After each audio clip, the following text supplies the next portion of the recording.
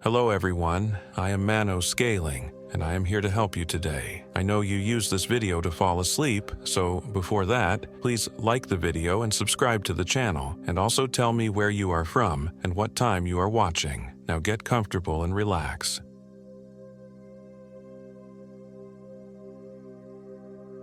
My name is James Anderson, and I am 34 years old.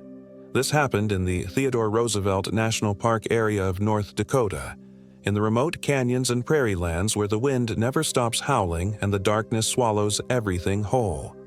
I should have known better than to go alone. Should have listened to Sarah when she begged me not to disappear into the wilderness after the divorce papers were signed. Should have stayed in Fargo, drunk myself into oblivion like a normal man whose wife left him for his brother and whose company downsized him into unemployment. But the call of the badlands was stronger than reason, stronger than the prescription bottles rattling in my medicine cabinet, stronger than the pistol I kept staring at in my nightstand drawer. Rex, my German shepherd, was the only living thing that still looked at me with something resembling love.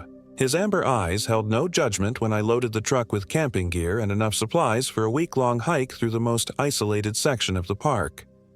He just wagged his tail and jumped into the passenger seat, ready for adventure. The drive from Fargo took 4 hours through endless prairie that stretched to every horizon. October in North Dakota meant the tourist season was over, the campgrounds mostly empty, and the hiking trails forgotten until spring. Perfect for a man who wanted to disappear for a while. I parked at the Petrified Forest trailhead just as the sun was beginning its descent toward the western Badlands.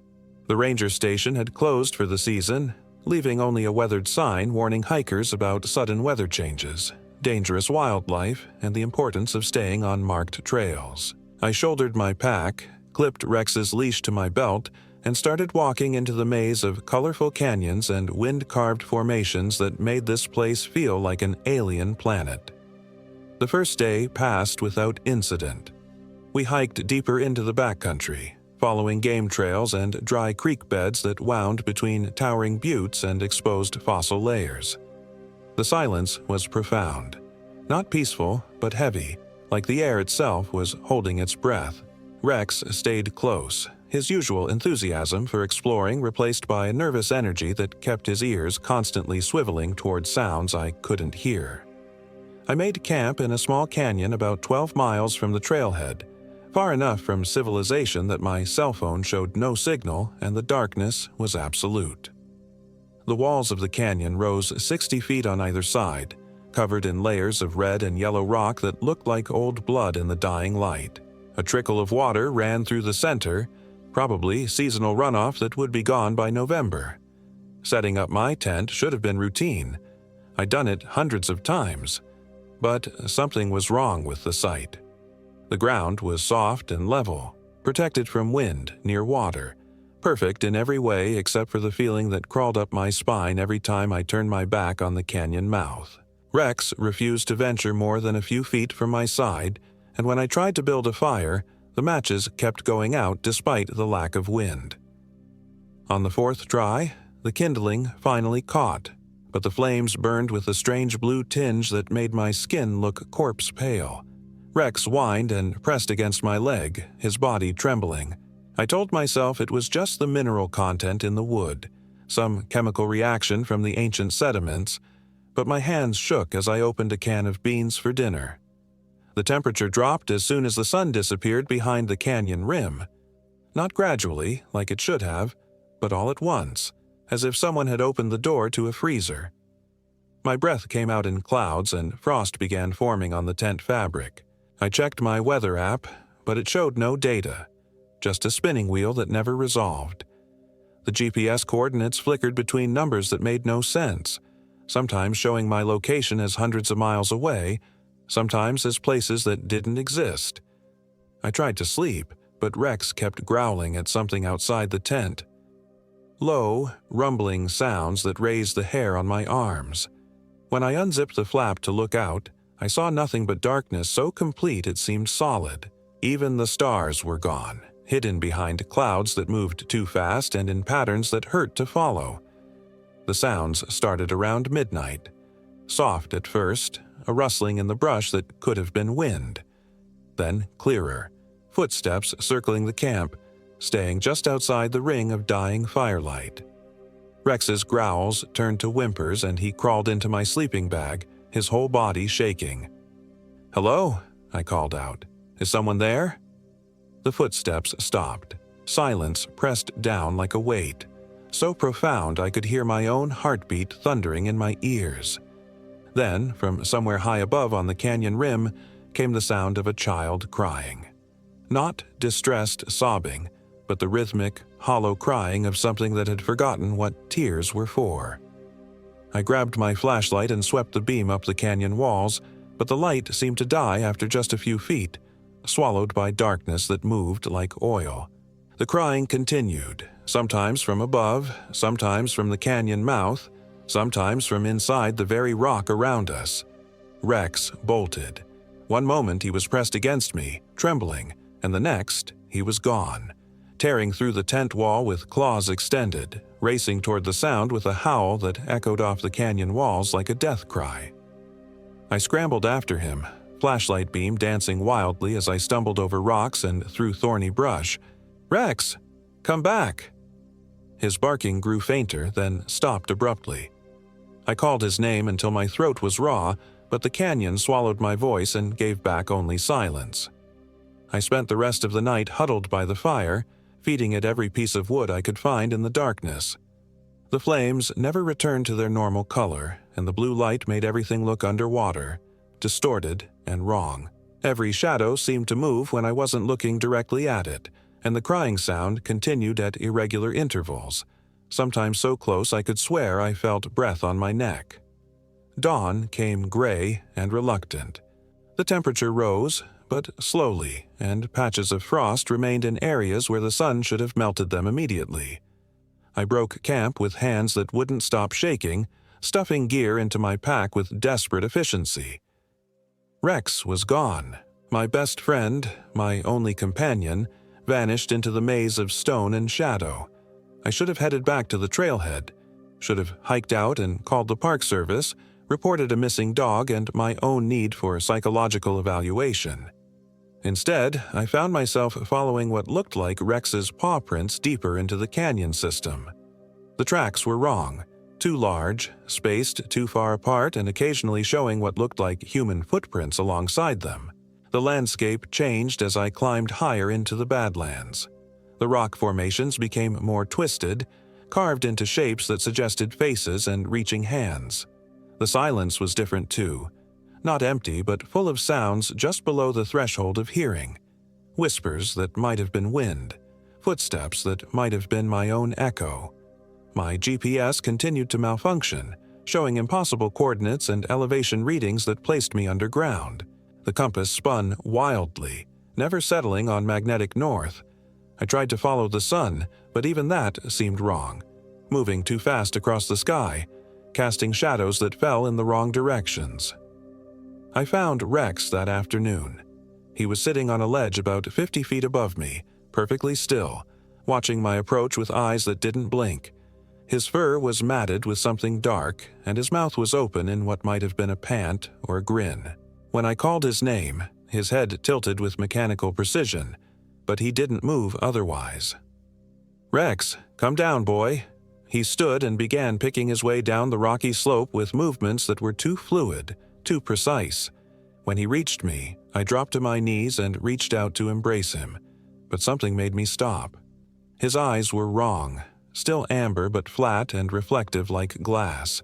When he opened his mouth, his tongue was black, and his breath smelled like rotting meat. "What happened to you, boy?" I whispered. Rex sat and tilted his head again, the same mechanical movement. Then he spoke. "James," he said in a voice like grinding stone. "James, why did you come here?" I scrambled backward so fast I fell, landing hard on my tailbone and scraping my palms on sharp rock. Rex, the thing that looked like Rex, watched with those flat, dead eyes. "You're not real," I gasped. "This isn't happening." "I'm very real," the Rex thing said. Its mouth moved wrong, tongue and teeth not quite coordinating with the words. I'm more real than I've ever been, and I'm so very hungry, James. I ran, through the canyon, over loose scree that threatened to send me tumbling into crevasses, past rock formations that seemed to shift and change when I wasn't looking directly at them. Behind me, I could hear the Rex thing following, not running, just walking with that same fluid, wrong movement, but somehow keeping pace no matter how fast I fled. The sun was setting when I finally stopped, lungs burning, legs shaking with exhaustion. I had no idea where I was. The landscape around me was unfamiliar, dominated by a massive butte that I was certain hadn't been there before. At its base was a cave opening, black and perfectly round like a mouth frozen in a scream. The Rex thing emerged from the shadows behind me. "You can't run forever, James," it said conversationally. "This place is mine now.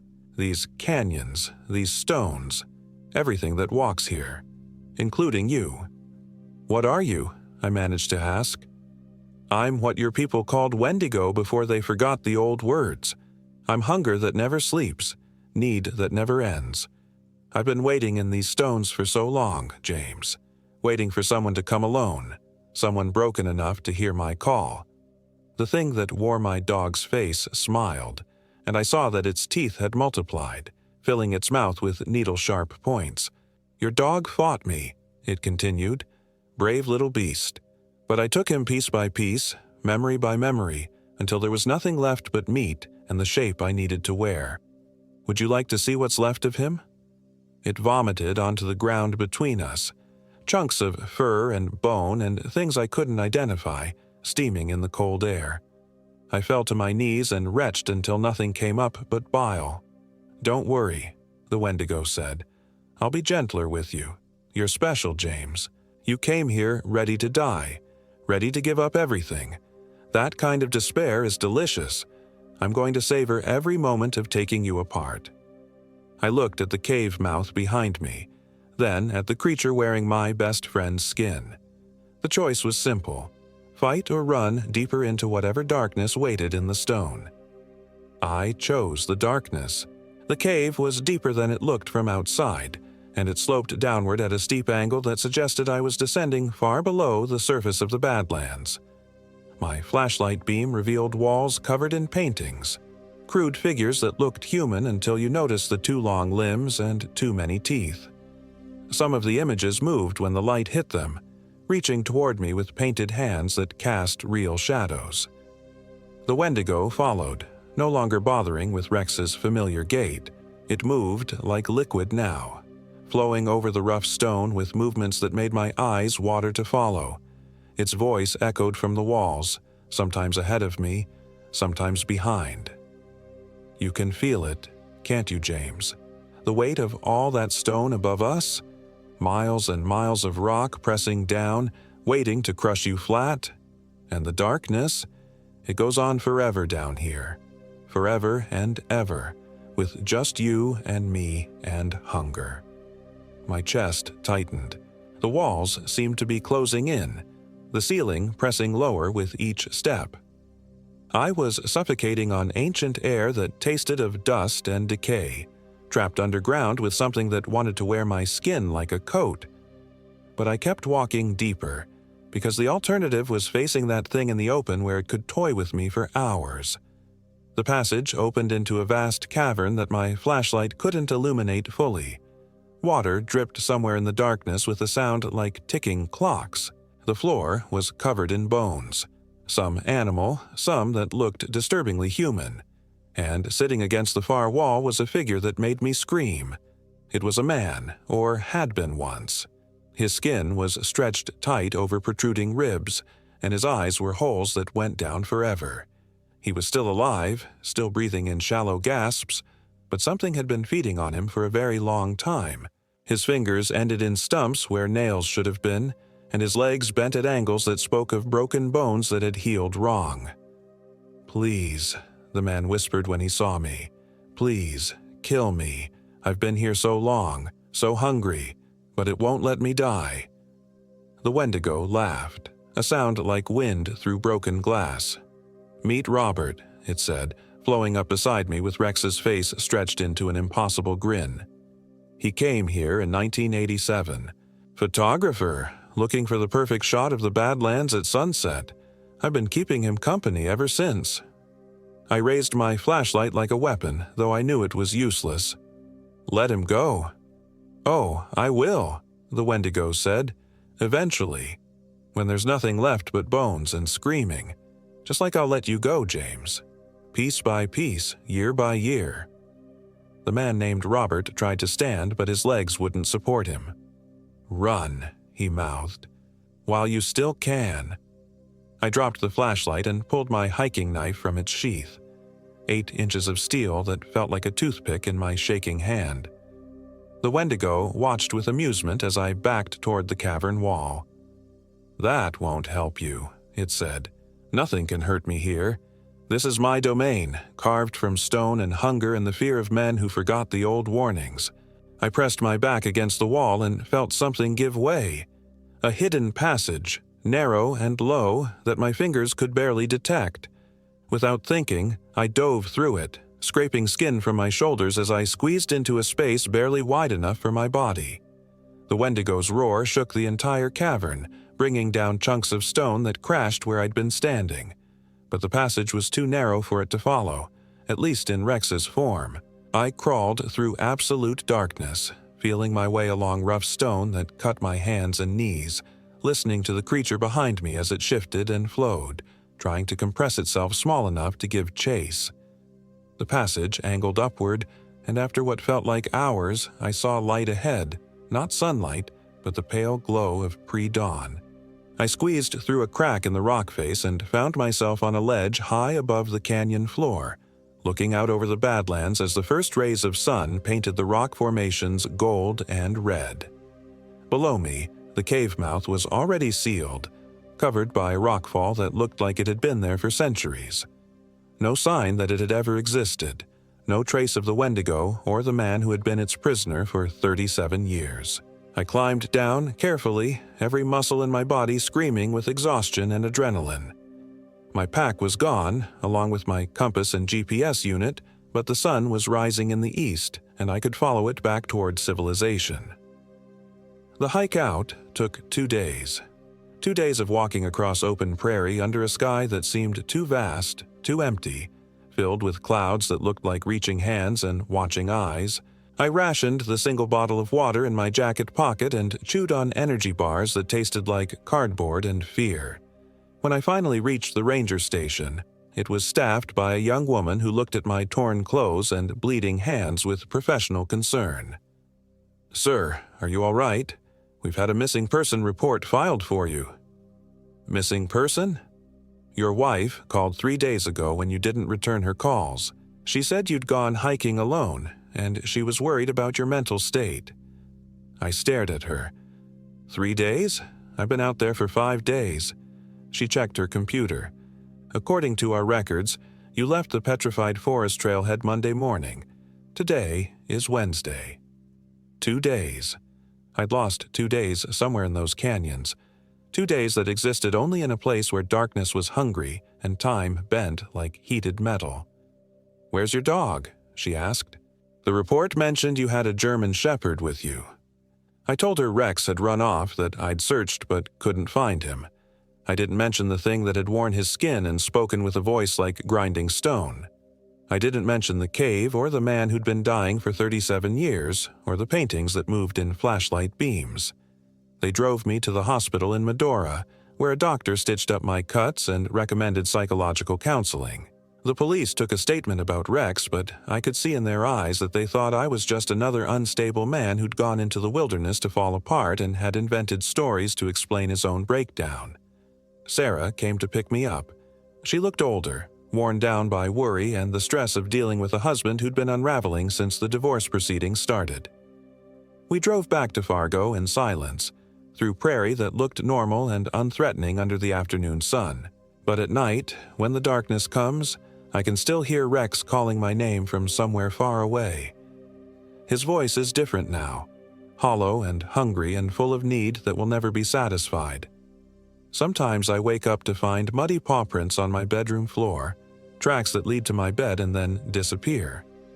The Wendigo was right about one thing: you can't run forever, but you can try to forget. Try to convince yourself that it was just a breakdown, just stress and isolation playing tricks on a mind that was already fragile. You can take the pills the doctors prescribe and attend the therapy sessions and nod when people say you're looking better. But late at night, when the wind rattles the windows and shadows move in ways that don't match the streetlights, I know the truth. I know that somewhere in the badlands of North Dakota, in canyons that appear on no map and caves that seal themselves when dawn comes, something is still waiting, still hungry, still wearing the faces of the things we love most. And I know that someday, when the need becomes too strong to resist, I'll pack my truck and drive west toward those endless prairies and wind-carved stones. I'll park at the petrified forest trailhead and walk back into that maze of red rock and shadow, following the sound of my dog calling my name, because some hunts never end. Some prey never really escapes. The Wendigo is patient. It has all the time in the world, and I'm still so very, very hungry.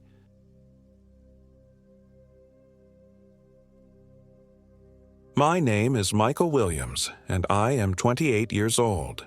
This happened in the Theodore Roosevelt National Park in North Dakota 3 months ago, during what was supposed to be a simple weekend hiking trip with my 2 closest friends.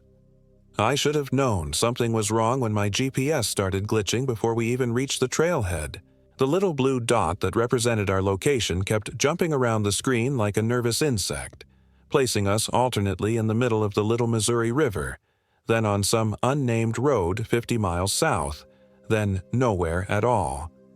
David laughed it off, tapping the device with his knuckle. "Technology," he said, shaking his head. "Give me a paper map any day." Sarah pulled out her phone to check her own GPS, but the screen showed nothing but a gray void where the map should have been. No signal bars, no data connection, just dead gray space. "Must be the landscape," she said, though I could hear the uncertainty creeping into her voice. "All these rock formations probably mess with the satellites." The Badlands stretched out before us in the early morning light, a maze of eroded buttes and deep canyons carved from layers of sedimentary rock. The formations rose from the prairie like the bones of some massive prehistoric creature, striped in bands of rust red, pale yellow, and ash gray. It was beautiful in a harsh, alien way, but standing there at the trailhead with our malfunctioning devices, I felt the first whisper of unease. We'd planned this trip for months. David, Sarah, and I had been friends since college, and despite living in different cities now, we made a point of getting together for outdoor adventures at least twice a year. David was the instigator, always pushing us to try new places, more challenging hikes. He was an environmental lawyer in Minneapolis, tall and lean with an infectious enthusiasm for anything involving dirt, rocks, and potential danger. Sarah taught high school biology in Fargo and had the kind of practical, unflappable nature you'd expect from someone who spent her days dealing with teenagers. She could read topographical maps better than either of us and had a way of staying calm in crisis situations that made her the unofficial leader of our little group. I was the cautious one, an accountant from Bismarck who spent too much time indoors and worried too much about everything. But I loved these trips. Loved the way the wilderness stripped away all the artificial complexities of daily life and reduced everything to simple, immediate needs: water, shelter, warmth, food. The plan was straightforward. We'd hike into the South Unit backcountry, set up camp near Paddock Creek, and spend 2 days exploring the more remote sections of the park. The weather forecast called for clear skies and mild temperatures, perfect for early October hiking. We had permits, proper gear, and enough experience between us to handle anything the Badlands could throw at us. Or so we thought. The first mile of trail wound through grassland dotted with scattered juniper trees, the path clearly marked and well-maintained. Our boots crunched through dried buffalo grass and the occasional cluster of fallen leaves.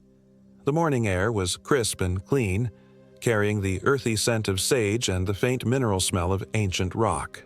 Behind us, the visitor center and parking area quickly disappeared behind rolling hills. Ahead, the true Badlands beckoned, a labyrinth of canyons and pinnacles that stretched to the horizon. David set a quick pace, his long legs eating up the trail with easy strides. Sarah and I followed, our packs settled comfortably on our shoulders, the familiar rhythm of hiking gradually loosening the tension in my muscles. For the first hour, everything felt normal. We chatted intermittently, pointed out interesting rock formations, and made the usual jokes about David's tendency to pack too much gear. It was around mile 3 that things started to feel off. The trail split at an unmarked junction, something that hadn't been on any of our maps. To the left, a well-worn path descended into a narrow canyon lined with towering sandstone walls. To the right, a fainter track continued across the prairie toward a distant cluster of buttes. Both paths looked legitimate, both showed signs of recent use. Sarah pulled out her topographical map and compass, frowning as she tried to orient our position. "This junction isn't marked," she said. "According to this, the trail should continue straight for another 2 miles before any major turns."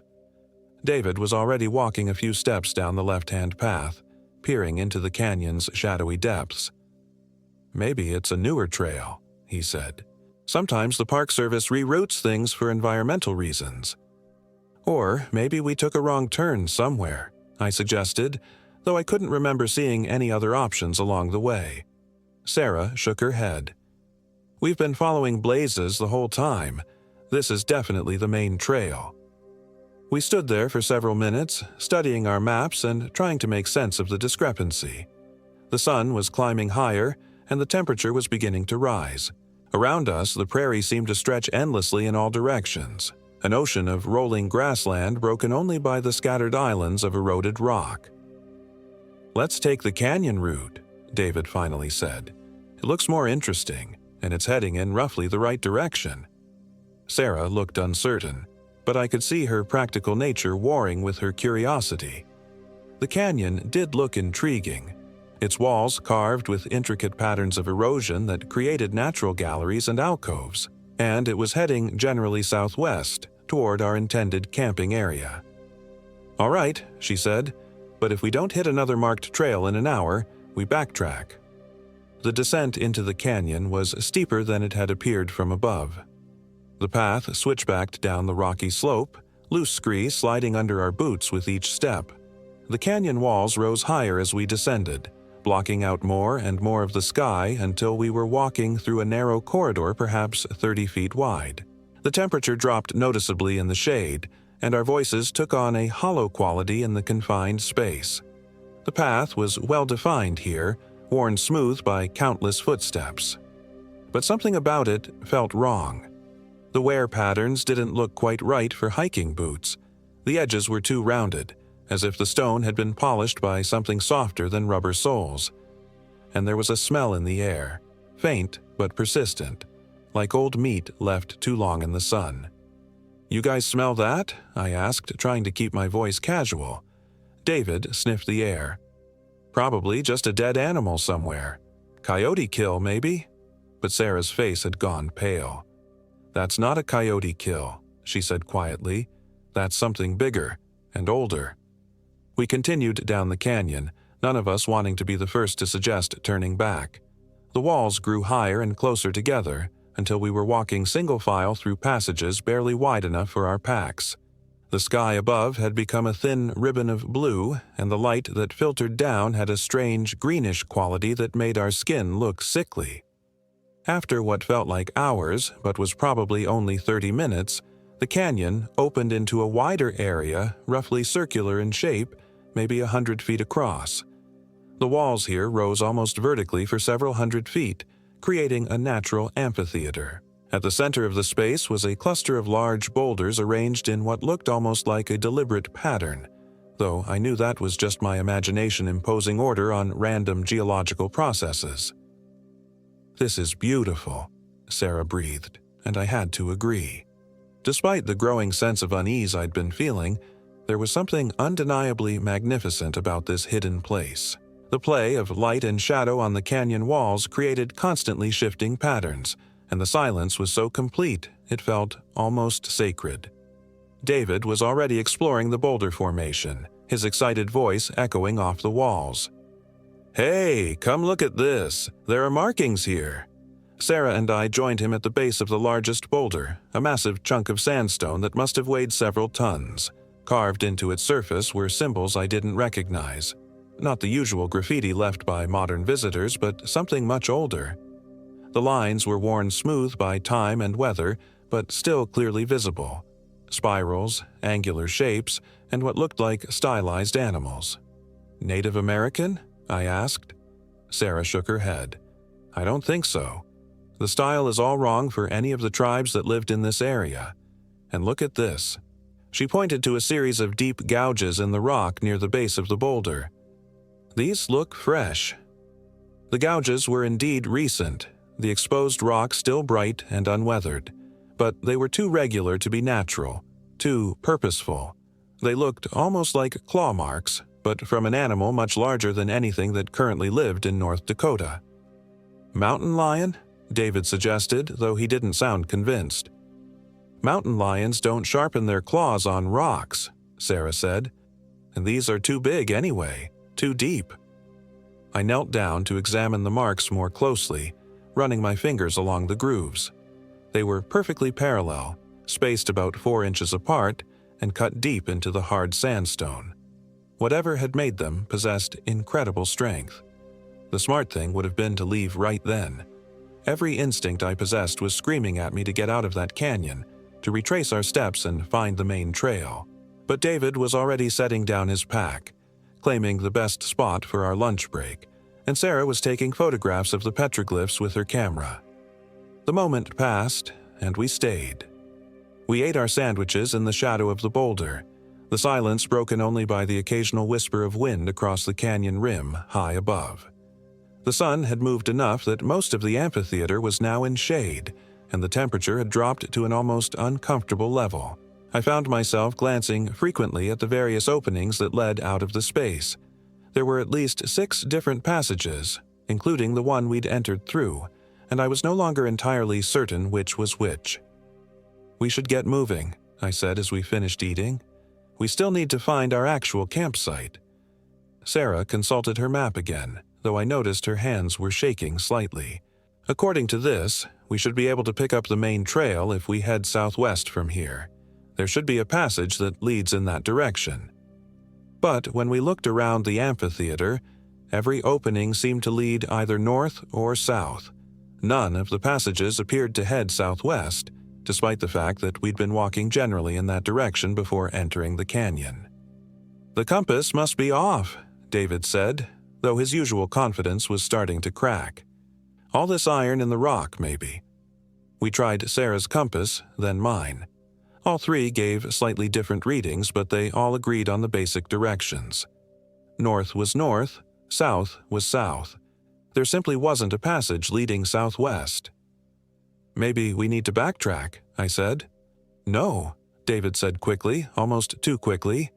"I mean, we've come this far. Let's try the passage that heads most closely to southwest. We can always turn around if it doesn't work out." Looking back, I think that was the moment when whatever was hunting us really began to take control. The wrongness I'd been feeling since entering the canyon crystallized into something approaching terror, but I found myself nodding agreement with David's suggestion. It seemed reasonable, even though every fiber of my being wanted to run. We chose the passage that led most nearly in the direction we wanted to go, a narrow cleft between 2 towering walls that looked like it had been split by some tremendous geological force. The path here was less well-defined, just a series of ledges and natural steps that required careful foot placement.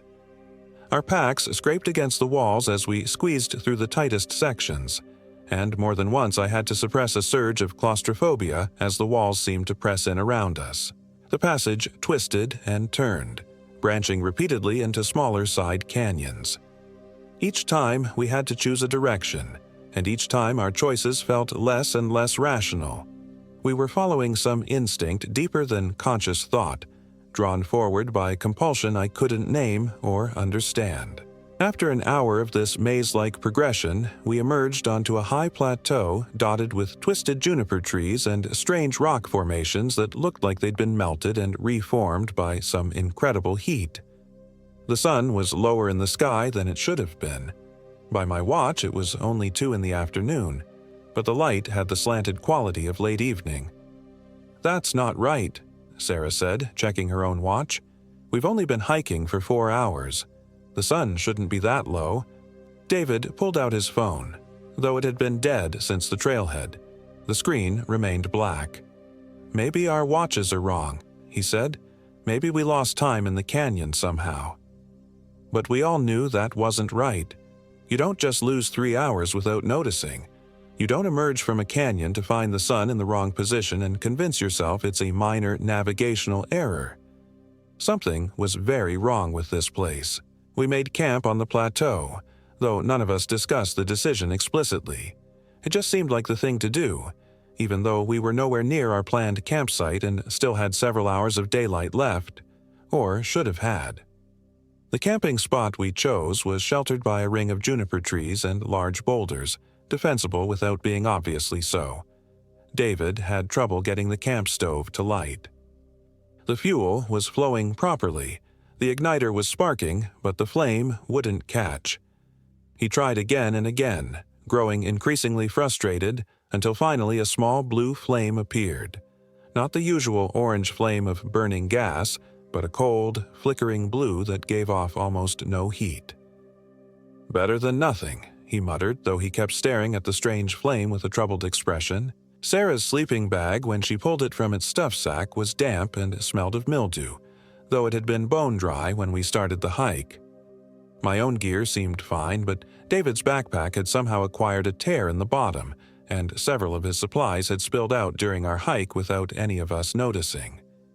We ate a cold dinner as the sun set with unnatural speed, the sky fading from blue to purple to black in what felt like minutes rather than the usual gradual transition. The stars that appeared overhead were wrong too.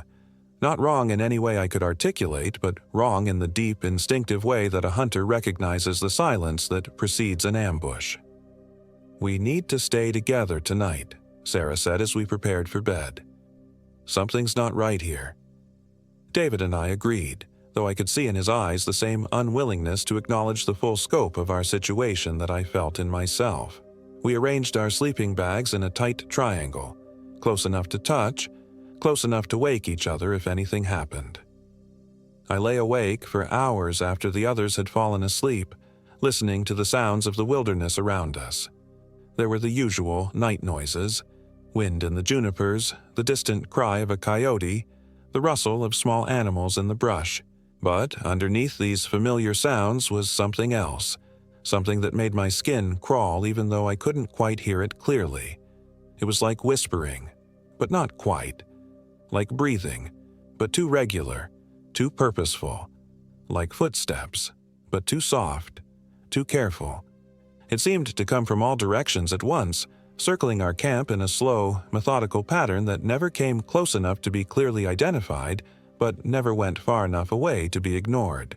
Sometime after midnight, David sat up suddenly in his sleeping bag, staring out into the darkness. "Did you hear that?" he whispered. "Hear what?" Sarah asked, though she was already reaching for the flashlight beside her sleeping bag. "My name," David said. "Someone called my name." We listened in silence for several minutes, but the night had gone completely quiet. Even the wind had stopped. The silence was so complete it felt oppressive, unnatural. "Probably just a dream," Sarah said, but she didn't sound convinced. David lay back down, but I could tell from his breathing that he wasn't sleeping. None of us were sleeping. We lay there in our sleeping bags, 3 terrified friends pretending to rest while something circled our camp in the darkness. The whispering sound returned around 3 in the morning. Closer this time, definitely voices though I couldn't make out any words. They seemed to be having a conversation just beyond the edge of our firelight, multiple speakers discussing something in urgent, sibilant tones. Sarah sat up and shone her flashlight into the darkness, but the beam revealed nothing but juniper trees and empty space. The voices stopped immediately, but we could feel them out there, watching, waiting. "Maybe we should leave," I said. "Pack up and hike out in the dark." "And go where?" David asked. "We don't even know where we are anymore." He was right, of course. We'd lost the trail completely, and without functioning GPS devices or reliable compasses, we had no way to navigate back to the trailhead in the dark. We were trapped until dawn, and maybe longer. The rest of the night passed in fitful half-sleep, broken by sounds and movements that might have been real or might have been the product of exhausted, terrified minds. I dreamed of things moving in the darkness beyond our camp, of voices calling my name in languages I didn't recognize, of hands reaching out from the shadows to pull me away from the fading warmth of our dying fire. I woke to find David's sleeping bag empty. The morning light was pale and cold, filtered through a thin overcast that hadn't been there the night before. Sarah was still asleep, her face peaceful in unconsciousness, but David's sleeping bag lay open and vacant beside the cold ashes of our fire. "Sarah," I whispered, shaking her gently. "Sarah, wake up." She came awake instantly, the way people do when they've been sleeping lightly, ready for trouble. Her eyes went immediately to David's empty sleeping bag. "Where is he?" she asked. "I don't know. I just woke up and he was gone." We called his name, softly at first, then louder as panic began to set in. Our voices echoed off the distant canyon walls, but there was no response. We searched the area around our camp, looking for tracks or any sign of which direction he might have gone, but the rocky ground revealed nothing. "Maybe he went to relieve himself," Sarah suggested, though her voice carried no conviction. "He would have woken us up," I said. "He would have said something." We waited through the morning, taking turns calling David's name and exploring the surrounding area in widening circles. But there was no trace of him, no indication of where he'd gone or why. It was as if he'd simply vanished from his sleeping bag without disturbing the rest of us or leaving any sign of his departure. By noon, we knew we had to make a decision. We could stay and continue searching, hoping David would return, or we could try to find our way back to the trailhead and get help. The choice was complicated by our own uncertain situation. We still had no clear idea where we were or how to get back to civilization. "He'll come back," Sarah said, though she didn't sound like she believed it. "He has to come back." But I was beginning to suspect that David wouldn't be coming back, at least not the David we knew. The wrongness that had been building since we entered the canyon was reaching a crescendo, and every instinct I possessed was screaming at me to run. We were packing our gear to leave when we heard his voice. Hey, over here!" David emerged from a cluster of boulders about 50 yards from our camp, waving and smiling as if nothing had happened. He looked perfectly normal. Same clothes, same pack, same easy grin. But something was wrong with his eyes. They were too bright, too alert, like a nocturnal animal caught in artificial light. "Where have you been?" Sarah demanded, relief and anger warring in her voice. "We've been looking for you all morning." "Sorry," David said, though his smile never wavered. "I couldn't sleep, so I went for a walk. I must have gone farther than I thought. Lost track of time." "You were gone all night," I said. "We were about to hike out and get help." David's smile flickered for just a moment, and in that brief lapse I saw something looking out through his eyes that wasn't David at all. Then the smile returned, bright and empty. "All night? That can't be right. I was only gone for an hour or two." But his clothes told a different story. They were covered in mud and what looked like dried blood, and there were scratches on his hands and face that hadn't been there the night before. His hiking boots were caked with some kind of dark, organic matter that smelled of decay. "David," Sarah said carefully, "what happened to your clothes?" He looked down at himself as if seeing his condition for the first time. "Oh, that. I slipped and fell into a creek. Must have been muddier than I thought." But there were no creeks in this area. We'd been studying our maps all morning, and the nearest water was miles away. And the stains on his clothes didn't look like mud. They looked like something else entirely. "We should get moving," David said, shouldering his pack. Lot of ground to cover today." "Moving where?" I asked. "We still don't know where we are." David pointed toward a distant ridge. "Trail's that way, about 2 miles. We can be back to the car by evening." There was no trail in that direction. We'd been looking through binoculars all morning, and there was nothing but empty wilderness for as far as we could see. But David seemed absolutely certain, and his confidence was infectious despite my growing dread. "How do you know?" Sarah asked. "I saw it during my walk," David said. "Trust me. Trust me." The words sent a chill down my spine, though I couldn't say why. This was David, my friend for 7 years, the person who'd talked me into trying rock climbing and whitewater rafting and a dozen other adventures that had pushed me beyond my comfort zone. I should trust him. But the thing looking out through David's eyes wasn't David. We followed him away from our campsite, though every step felt wrong. He led us across the plateau toward the ridge he'd indicated, moving with a confidence that seemed at odds with the uncertain terrain. He never hesitated, never paused to check directions or consult a map. He just walked, as if following a path invisible to the rest of us. The landscape we passed through was stranger than anything we'd seen the day before. The rock formations looked almost organic, twisted and curved in ways that suggested deliberate design rather than natural erosion. The few plants we saw were wrong too. Stunted junipers with branches that spiraled in impossible directions, grass that grew in perfect circles, wildflowers in colors that didn't exist in nature. "This doesn't look right," Sarah whispered to me when David was far enough ahead not to hear. None of this was on any of our maps. I knew what she meant. We'd studied the topographical maps of this area extensively during our planning, and nothing we were seeing matched the documented geography.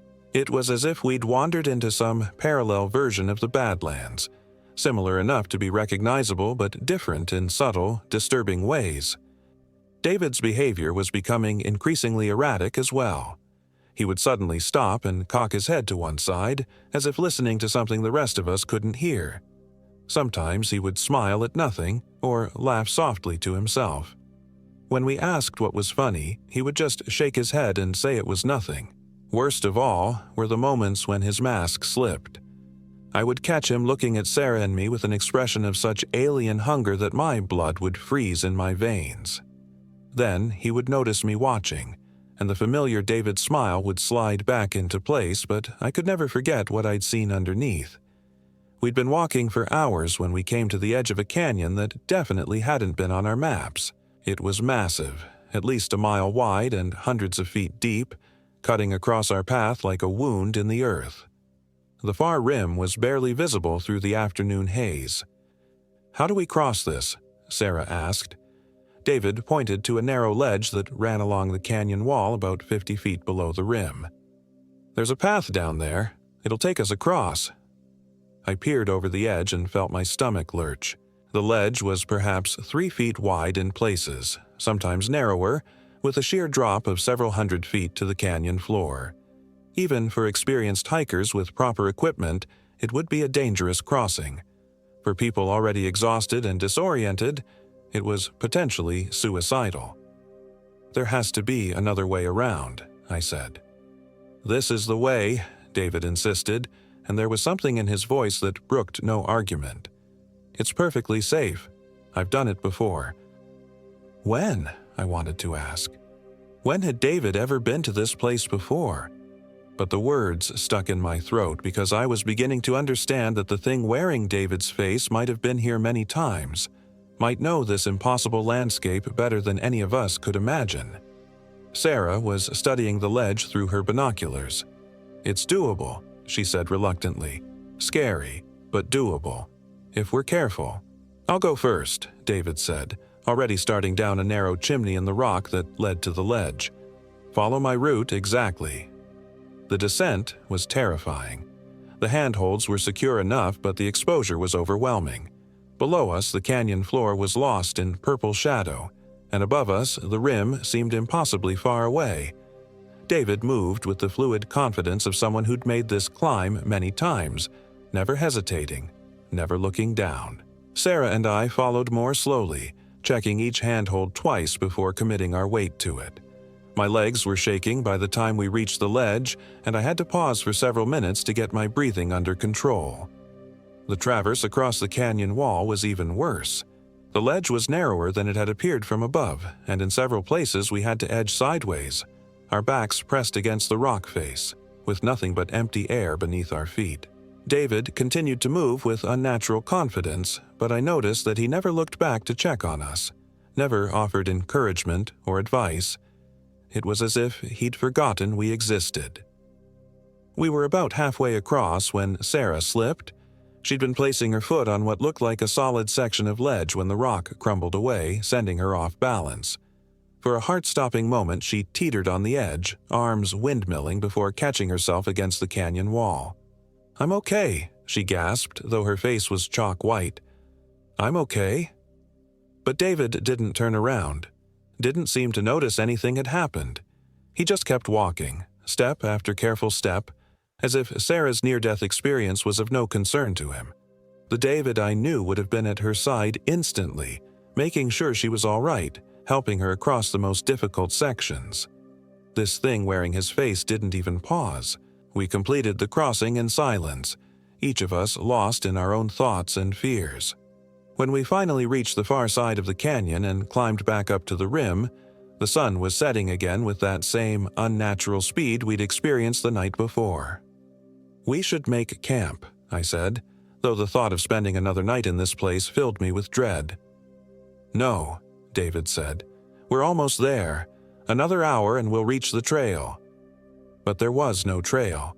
I was certain of that now.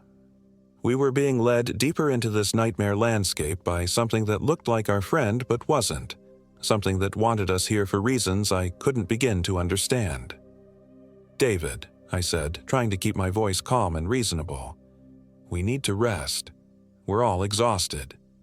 He turned to look at me, and for a moment his face was completely expressionless, like a mask that had slipped to reveal nothing underneath. Then the smile returned. "Of course," he said. "You're right.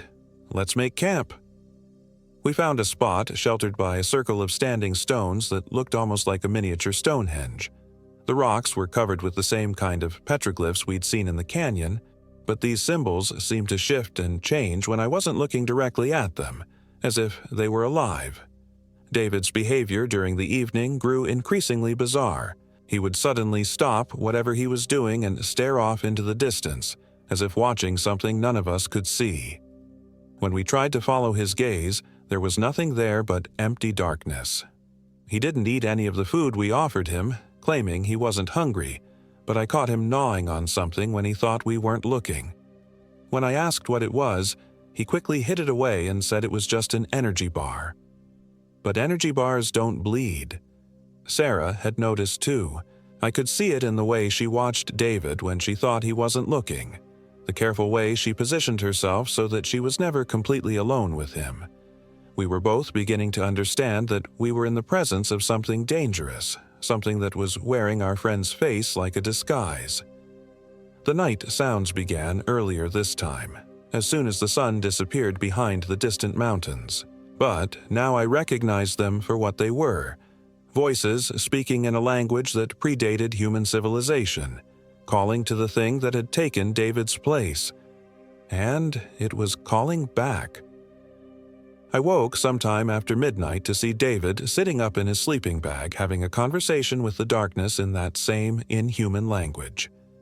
The sounds coming from his mouth weren't entirely human. There were clicks and hisses and guttural sounds that no human throat should have been able to produce. Sarah was awake too, I realized. She was lying perfectly still in her sleeping bag, but I could see the glint of her eyes in the starlight, wide and terrified. The conversation went on for perhaps 10 minutes. Then David lay back down and, as far as I could tell, immediately fell asleep. But Sarah and I remained awake until dawn, taking turns watching the thing that had once been our friend. In the morning, David was gone again. This time, we didn't wait around. As soon as we realized his sleeping bag was empty, we grabbed our packs and started moving. We didn't know where we were going, but we knew we had to get away from this place before whatever had taken David came back for us. We hiked for hours across increasingly bizarre terrain. The rock formations grew more and more impossible, defying not just geology, but physics itself.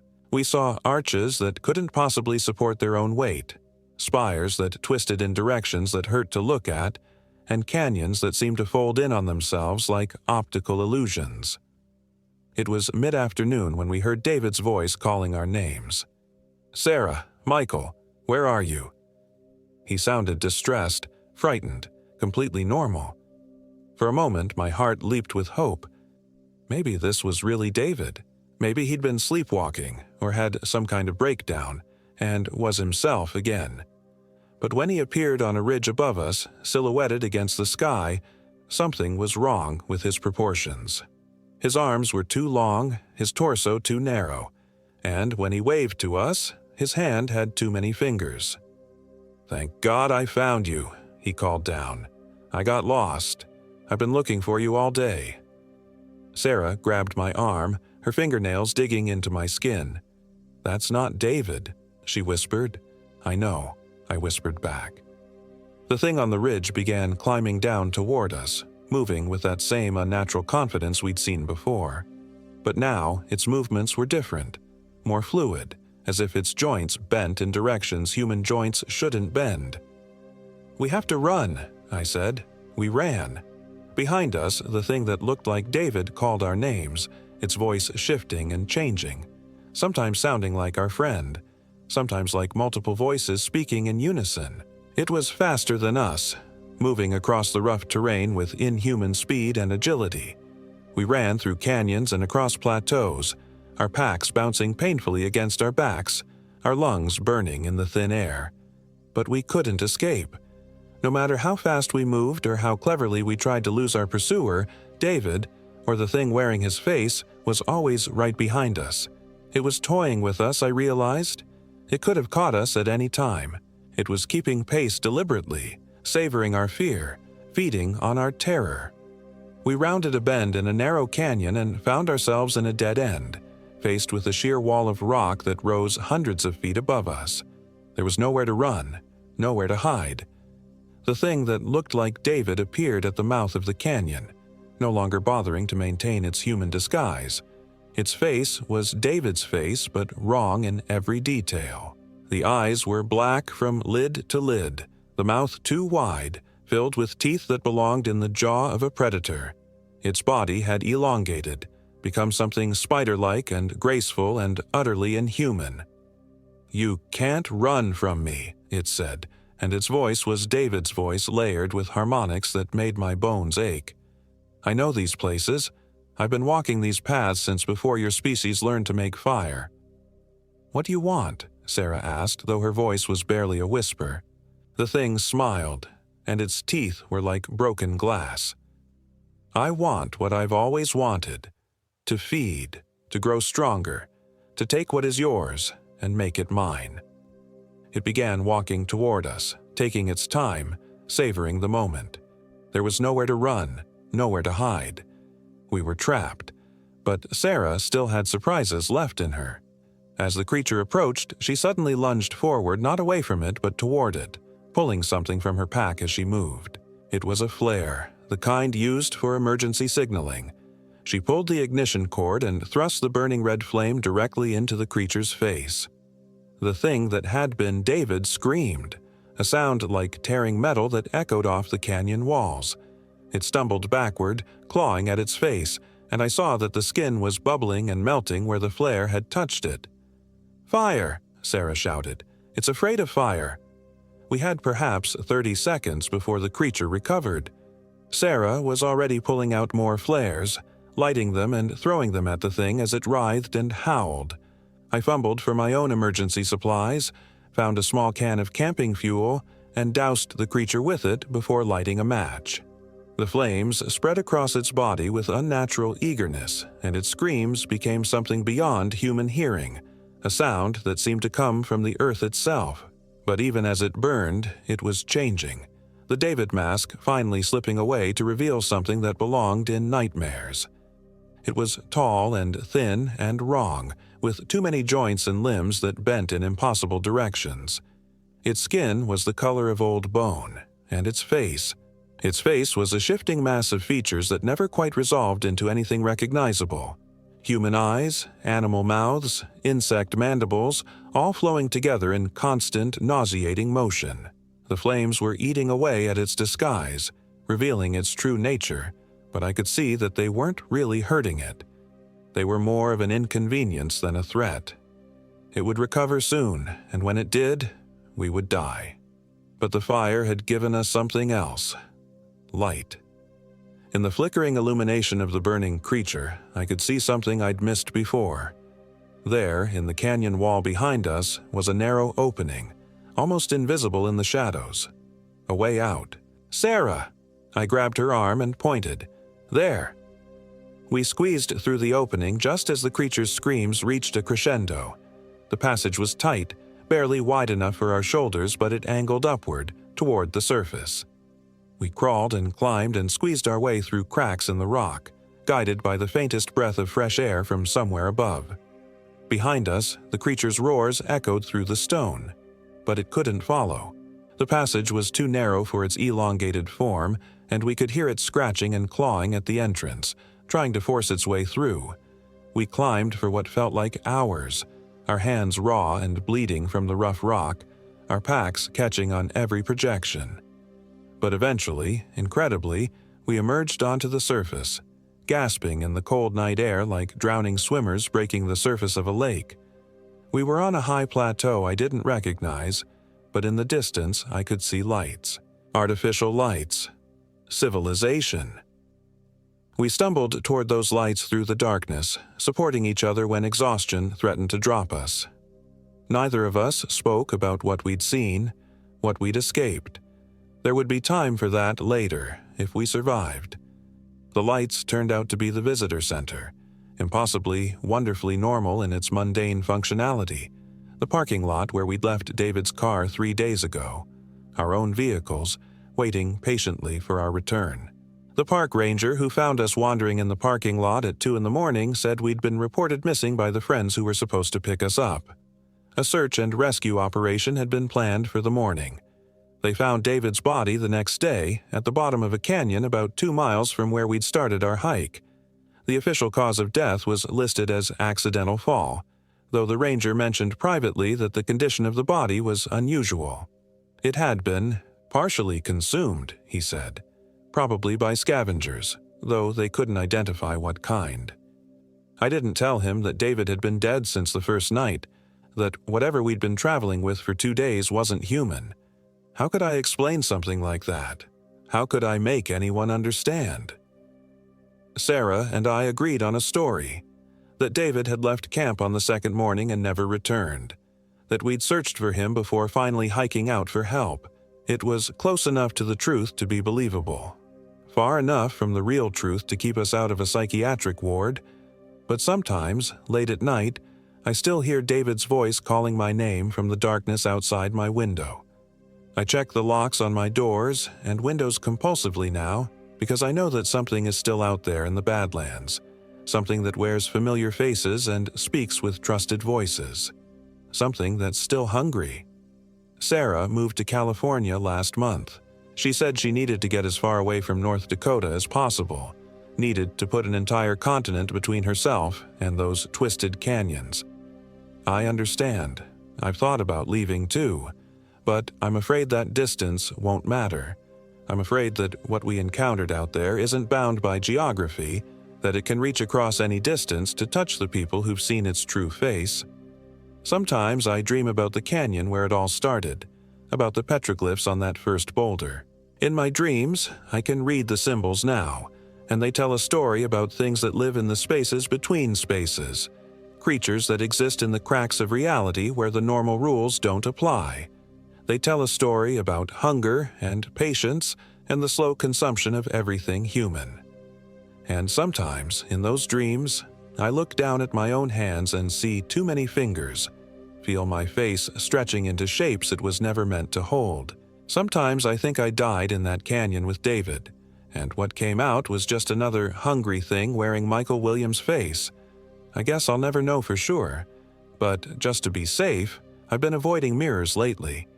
And if you ever meet me in person, you might want to count my fingers, just to be sure.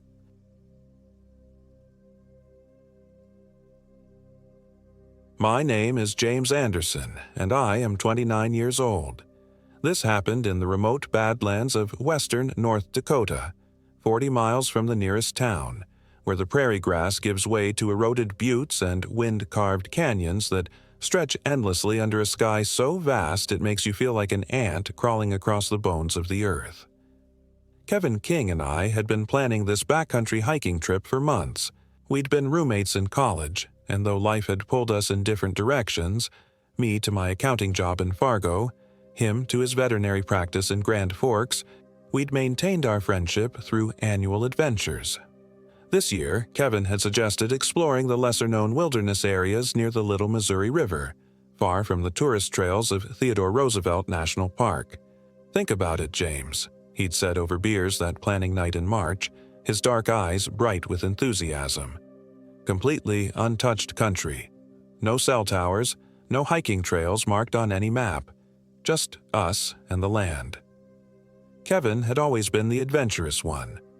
Where I preferred marked trails and established campsites, he thrived on uncertainty, on pushing into places where few people ventured. He was lean and weathered from his outdoor pursuits, with prematurely gray hair that made him look older than his 31 years.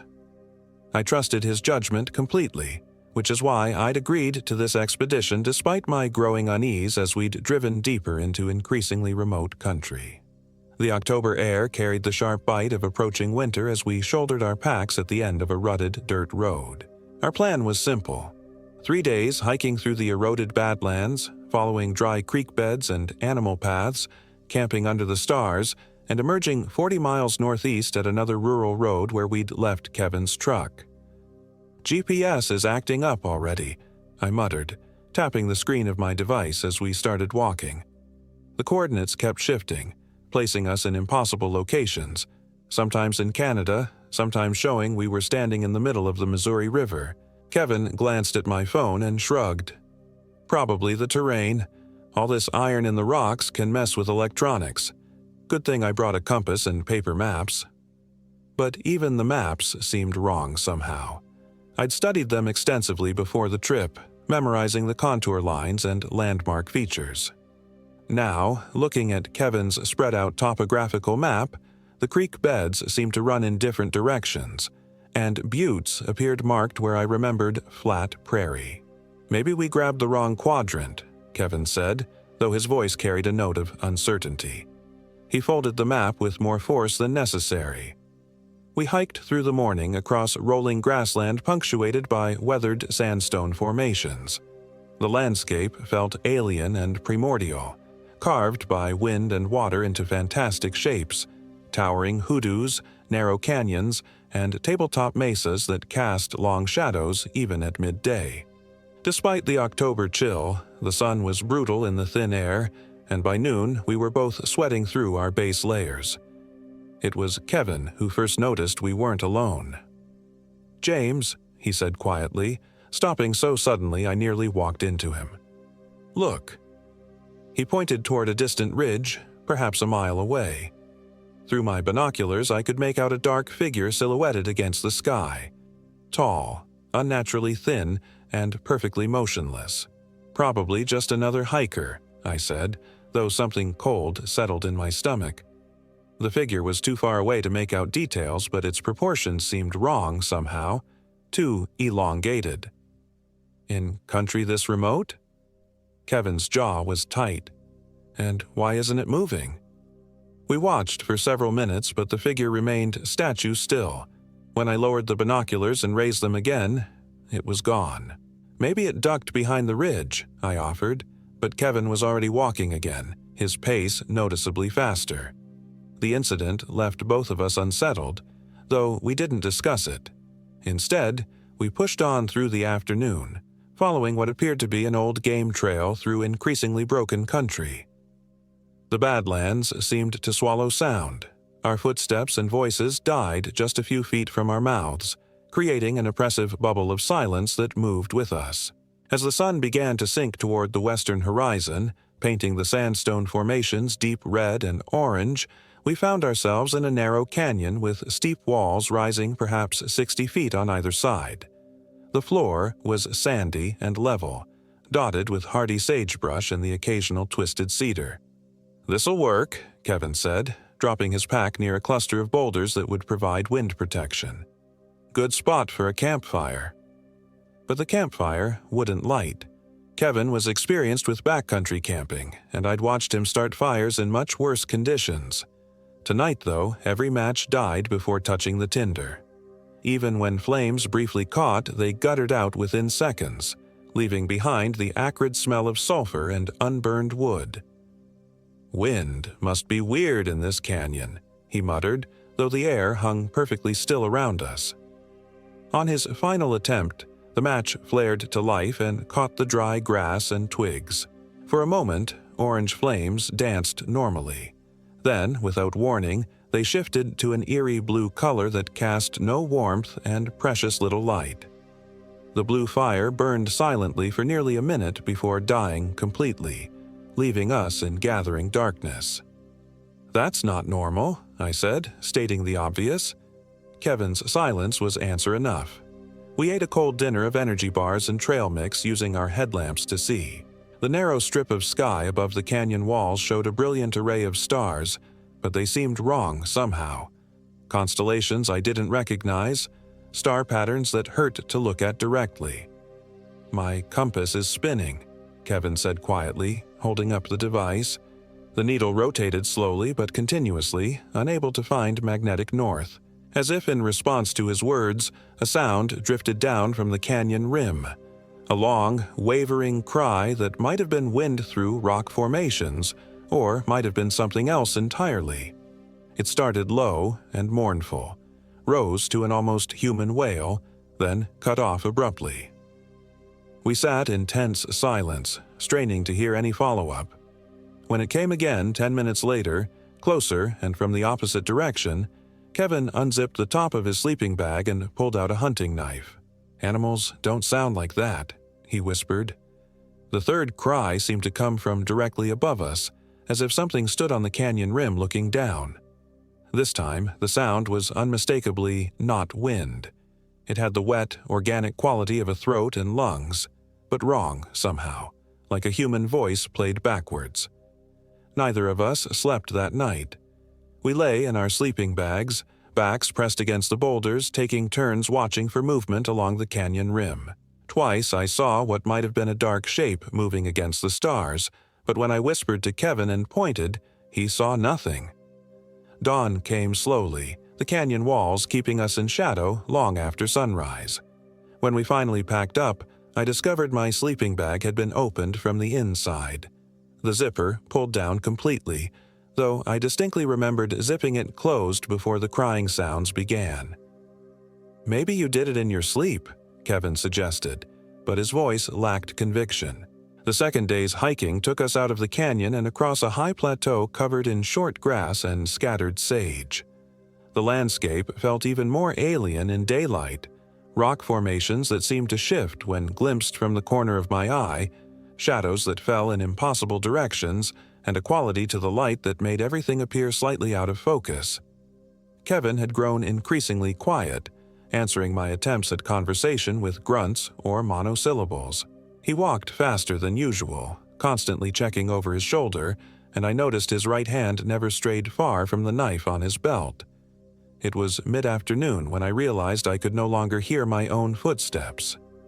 "Kevin," I called, stopping abruptly. "Kevin, can you hear me walking?" He turned, his face pale and drawn. "I was just thinking the same thing. It's like the ground is swallowing every sound."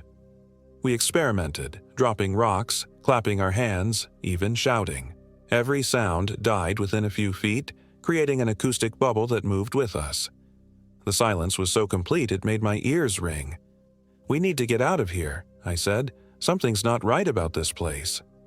Kevin nodded grimly. "According to the map, there's an old ranch road about 5 miles north. We can follow it back to civilization. But when we tried to navigate north, our compasses spun wildly, and every direction looked the same. Endless, rolling badlands stretching to the horizon. Worse, the sun seemed stuck in the same position overhead, neither advancing nor retreating, as if time itself had stalled. That's when Kevin disappeared. I'd stopped to retie my boot, looking down for maybe 30 seconds. When I straightened up, Kevin was gone. Not just out of sight, completely vanished as if the earth had swallowed him. His footprints in the sandy soil stopped abruptly 10 feet ahead of where I stood. "Kevin!" I shouted, my voice dying just feet from my mouth. "Kevin!" I ran in expanding circles, searching for any sign, disturbed ground, torn clothing, anything. There was nothing. No scream, no struggle, no indication of what had happened. He had simply ceased to exist. Panic clawed at my throat. I was alone in country that didn't appear on any map, with equipment that didn't work, and time that moved strangely. I pulled out my satellite emergency beacon and pressed the SOS button repeatedly. The device showed no satellite connection, though the screen insisted it was functioning normally. I spent the remaining daylight calling Kevin's name and searching frantically through the maze of canyons and buttes. As the sun finally began to sink, or perhaps just dimmed, since I wasn't sure it had moved at all, I forced myself to make camp in a defensible position among some large boulders. The night brought new horrors. The crying sounds returned, but now they seemed to come from everywhere at once, above, below, all around me.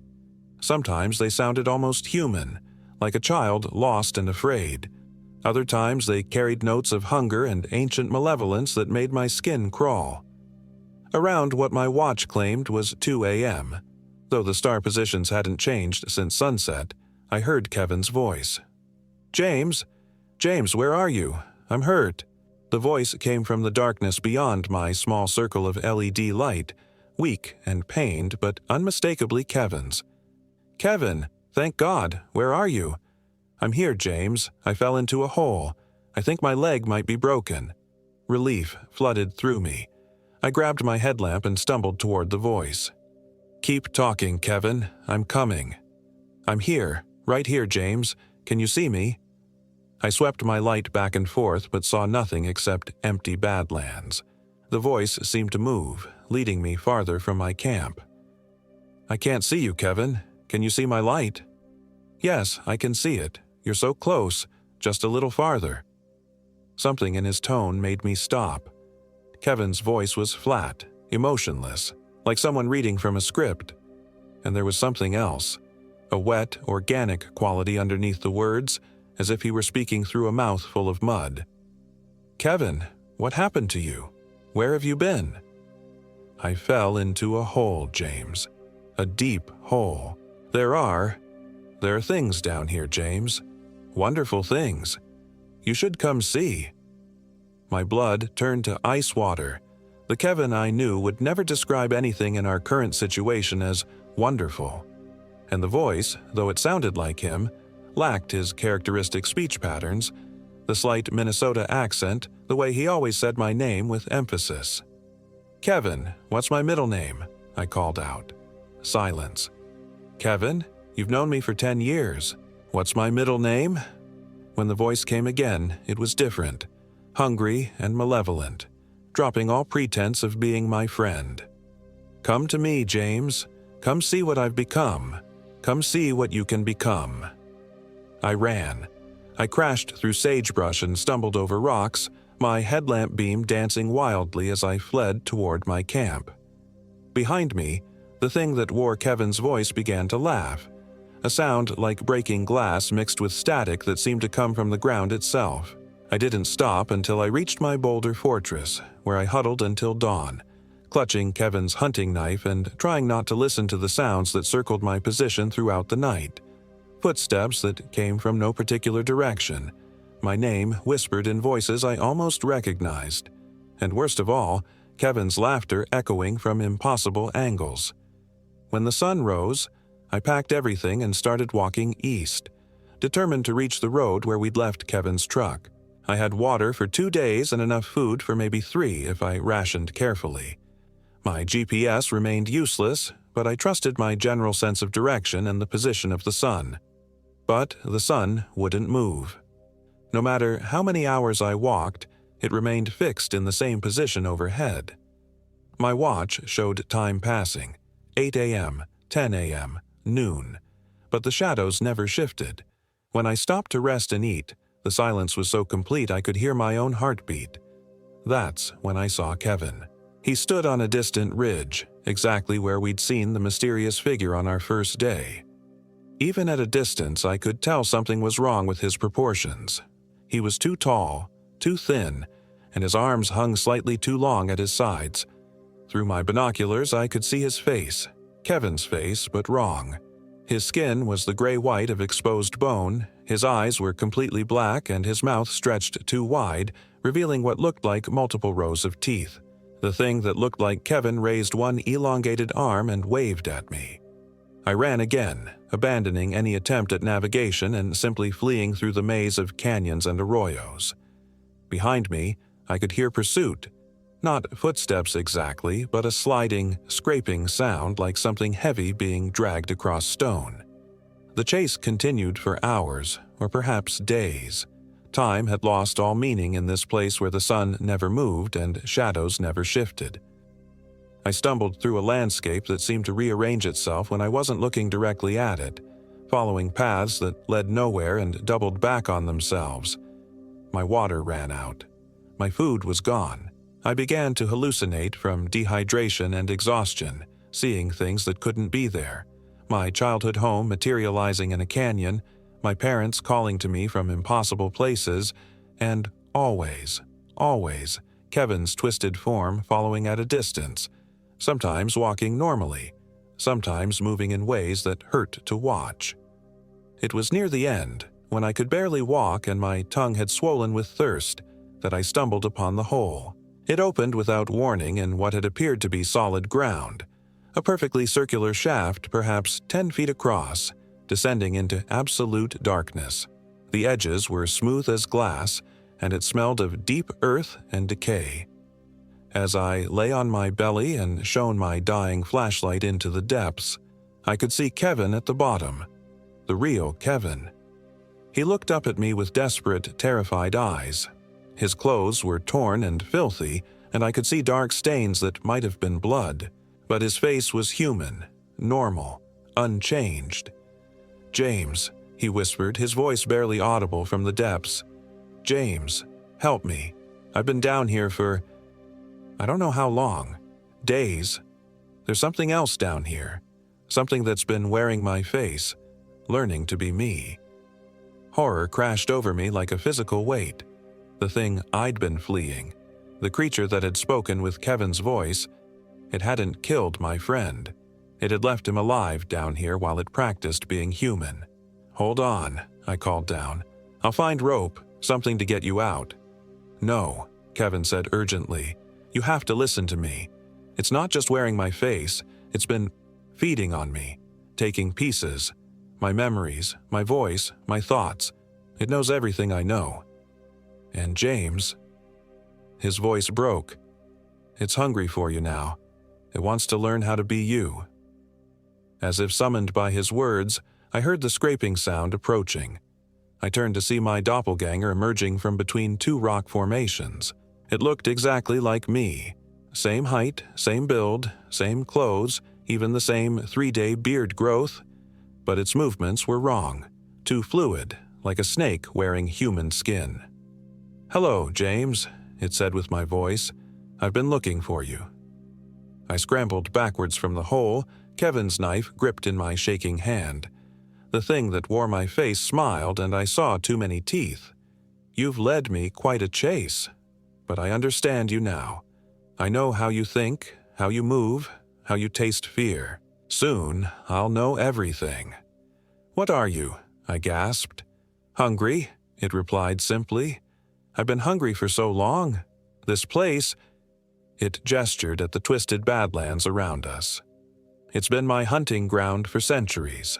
Native peoples called me the hunger that walks.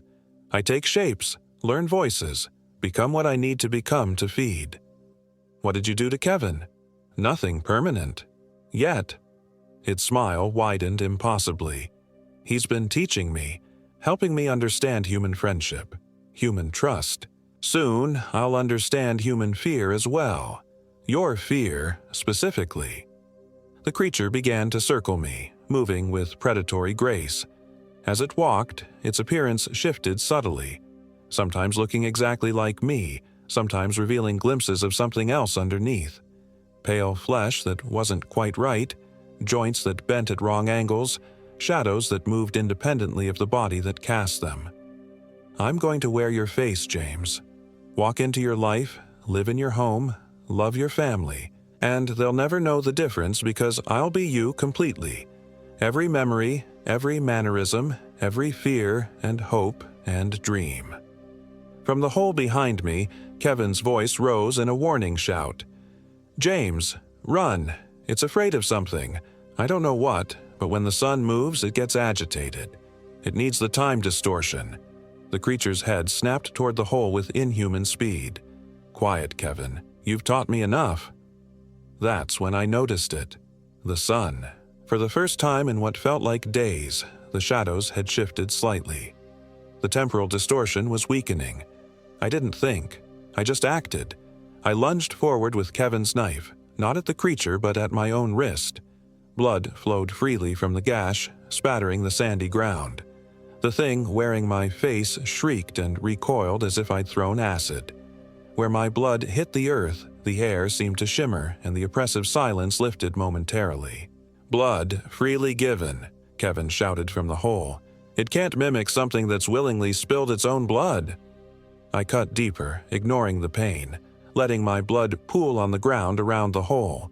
The creature writhed and hissed, its human disguise falling away to reveal something pale and twisted underneath. Too many joints, skin like wet leather, and a mouth that split its head nearly in half. The sun lurched across the sky, catching up to the time it should have been. Shadows raced across the landscape as hours of frozen daylight compressed into moments. The creature screamed again and began to dissolve, becoming smoke and shadow before vanishing entirely. The hole beside me wasn't empty anymore. Kevin was gone, but in his place was a narrow crevice barely 3 feet deep, nothing that could have trapped a grown man. At the bottom lay his backpack and water bottles, along with something else that made my stomach turn. Bones. Human bones, old and yellowed, scattered among torn clothing and rusted equipment. The remains of other hikers, other victims who had wandered into this thing's hunting ground over the years. I bandaged my wrist as best I could and started walking east. My compass worked now. The GPS showed my correct location, and the sun moved normally across the sky. Within 6 hours, I reached the road where Kevin's truck waited. The authorities found Kevin's body 2 days later, after I led search teams to the approximate location where he'd disappeared. The official report stated that he'd fallen into a hidden crevice and died of exposure, though they couldn't explain how his body had ended up in such a shallow depression. I never told them about the thing that wore his face, or about the other bones we found. Some of the remains were decades old, and opening those cold cases would have raised questions I couldn't answer. I've tried to return to normal life, but normal doesn't exist anymore.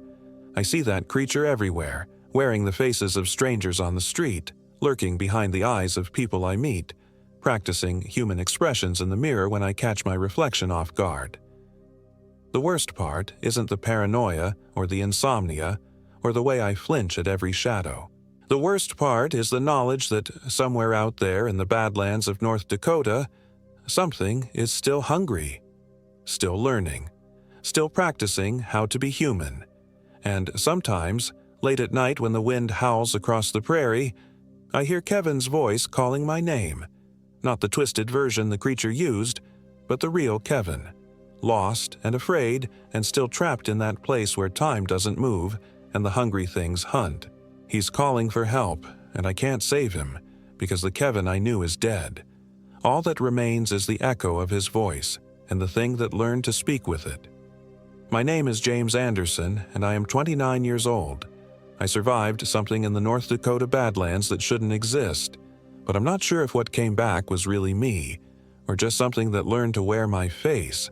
Sometimes I catch myself moving wrong, thinking thoughts that don't feel like mine, hungering for things that humans shouldn't want.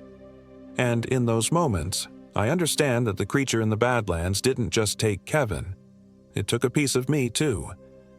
Now I'm writing this as a warning, though I'm not sure anymore if I'm warning you about the things that hunt in the wilderness, or if I'm one of those things myself, practicing how to be human, learning to write like James Anderson would write.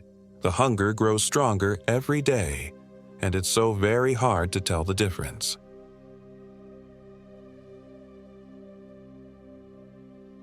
My name is James Anderson, and I am 29 years old. This happened in the remote wilderness of western North Dakota, deep in the badlands where the ancient spirits still walk among the twisted buttes and endless prairies. Sarah and I had been together for 3 years, and this camping trip was supposed to be our escape from the suffocating routine of city life. She'd found the location online, a forgotten trail system near the Little Missouri River, far from the tourist crowds of Theodore Roosevelt National Park. The reviews were sparse, mostly from hardcore backpackers who spoke of untouched wilderness and complete isolation. That should have been our first warning. We loaded her Honda with our gear on a Thursday morning in late October. Sarah looked radiant in the pale autumn light, her dark hair catching the sun as she wrestled with the tent bag. Her excitement was infectious. She'd been planning this trip for months, researching trail maps, weather patterns, even local folklore. Sarah was always thorough like that, meticulous in a way that both comforted and occasionally irritated me. The Native Americans called this area the Hungry Land, she told me as we drove west through endless farmland. Something about spirits that feed on travelers who stray too far from the beaten path. I laughed, reaching over to squeeze her hand. Good thing we're not superstitious. The drive took us deep into the heart of nowhere, past abandoned farmhouses and rusted grain silos. Cell service died around hour 3, and our GPS started acting strange shortly after, the blue dot drifting erratically, showing us in empty fields when we were clearly on a paved road. Sarah frowned at her phone, tapping the screen with increasing frustration. "The map keeps jumping around," she said. "Look, now it says we're in Montana." I glanced at my own phone. Same problem. The digital map seemed unable to agree on our location, coordinates shifting randomly every few seconds. We decided to rely on the old paper maps Sarah had printed, though even those seemed oddly difficult to read in the car's dim interior. We reached the trailhead just as the sun began its descent toward the western horizon. The parking area was nothing more than a dirt turnout beside a weathered wooden sign that had seen better decades. Most of the text was illegible, eaten away by wind and weather, but we could make out fragments. Wilderness area. No services. Travel at own risk. The silence was immediate and oppressive. After hours of road noise and radio chatter, the sudden quiet felt almost physical, pressing against our eardrums. Even our own voices seemed muffled, as if the vast landscape was absorbing sound itself. We shouldered our packs and consulted the trail map one final time. The path was supposed to wind through badland formations for about 6 miles before reaching a secluded camping area beside a seasonal creek. Simple enough, though the hand-drawn nature of the map gave me pause. Someone had sketched it with obvious care, but the landmarks seemed vague. Tall rocks, dry wash, old campfire ring. The trail itself was barely visible, more of a suggestion than an actual path. Sarah took the lead, her hiking boots finding purchase on the crumbling shale. I followed, trying to shake the feeling that we were being watched. The badlands stretched endlessly in all directions, layer upon layer of ancient sediment carved into fantastic shapes by wind and water. Buttes rose like sleeping giants, their striped faces telling stories of prehistoric seas and forgotten eras. After an hour of hiking, I realized how completely alone we were. No aircraft overhead, no distant road noise, no other hikers.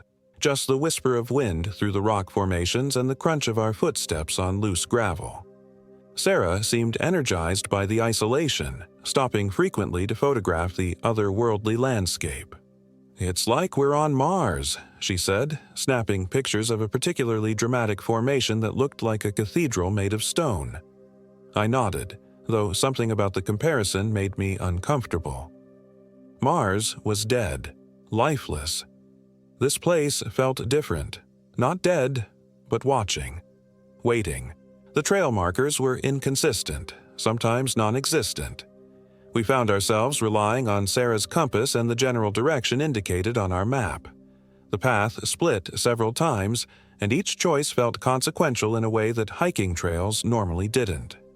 Take the wrong fork, and you could wander these badlands for days without seeing another human being. As the sun lowered, the rocks began to glow with an inner fire, deep reds and oranges that seemed to pulse with life.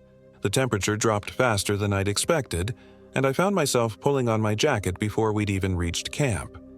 We found the camping area just as full darkness threatened to engulf us. It was a small clearing beside what might charitably be called a creek. More of a trickle, really, barely enough water to fill our bottles. Someone had built a fire ring from local stones, but it looked old, unused for perhaps years. Sarah immediately set about establishing our campsite with characteristic efficiency while I gathered firewood from the scattered deadfall. The silence here was even more profound than at the trailhead. No insects, no bird calls, no rustling of small animals in the brush. Even the trickle of water seemed muted, as if it was afraid to make too much noise. "James, can you help me with this?" Sarah's voice carried an edge of frustration. I turned to find her struggling with our tent. The fabric seemed to be fighting her, the aluminum poles bending in directions they shouldn't. After 20 minutes of wrestling with what should have been a simple setup, we finally had shelter. Though the tent looked somehow wrong, its familiar blue dome now appearing almost sinister in the gathering darkness. The firewood I'd collected was bone dry, perfect for burning, but the kindling refused to catch. I went through half a box of matches before admitting defeat. Sarah tried next with her lighter, but the flame would sputter and die the moment it touched the tinder. Even when we managed to get a small flame going, it would extinguish itself seconds later, as if something was blowing it out. "Maybe the wood's treated with something," Sarah suggested, though we both knew that made no sense. This was natural deadfall, aged by sun and weather. Finally, in desperation, I doused the kindling with camp stove fuel. The fire roared to life instantly, but the flames burned blue instead of orange, casting everything in an eerie underwater light. Sarah and I stared at each other across the strange fire, neither of us wanting to voice what we were both thinking. "Probably just the fuel," I said finally. She nodded, but her eyes remained troubled. We ate our dinner in relative silence, the blue flames providing light but little comfort. The food tasted flat, metallic, though it was the same camping meal we'd enjoyed on previous trips. Beyond our small circle of firelight, the darkness was absolute. No stars, no moon, just an impenetrable black void that seemed to press in from all sides. "Do you hear that?" Sarah asked suddenly. I strained my ears but heard only the whisper of wind through stone. "What?" "Like crying, very faint." We both listened for several minutes, but I heard nothing unusual.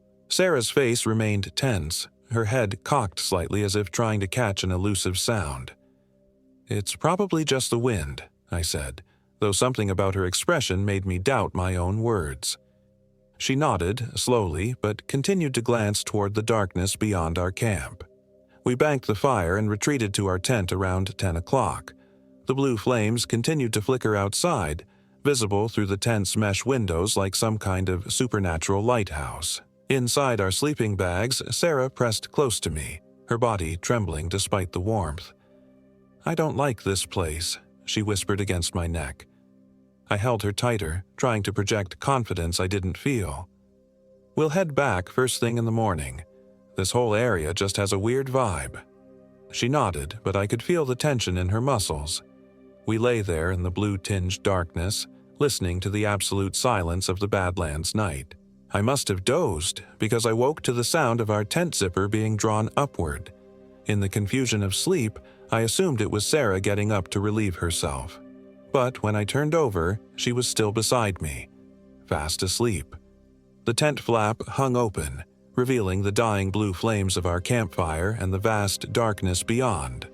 A cold wind rushed through the opening, carrying with it a smell I couldn't immediately identify. Something organic, like wet earth mixed with copper. "Sarah," I whispered, shaking her gently. She woke instantly, alert in the way of experienced campers. Her eyes went immediately to the open tent flap. "Did you—" she began. "No, I thought it was you." We stared at the opening for several long moments. Beyond the firelight, something moved in the darkness, or maybe it was just shadows playing tricks on tired eyes. "Animals?" Sarah suggested, though her voice lacked conviction. I crawled toward the tent opening, my headlamp cutting a narrow beam into the night. The camping area looked exactly as we'd left it. Our packs secured, food properly stored. But something felt different. Wrong in a way I couldn't articulate. "Look at the fire," Sarah breathed.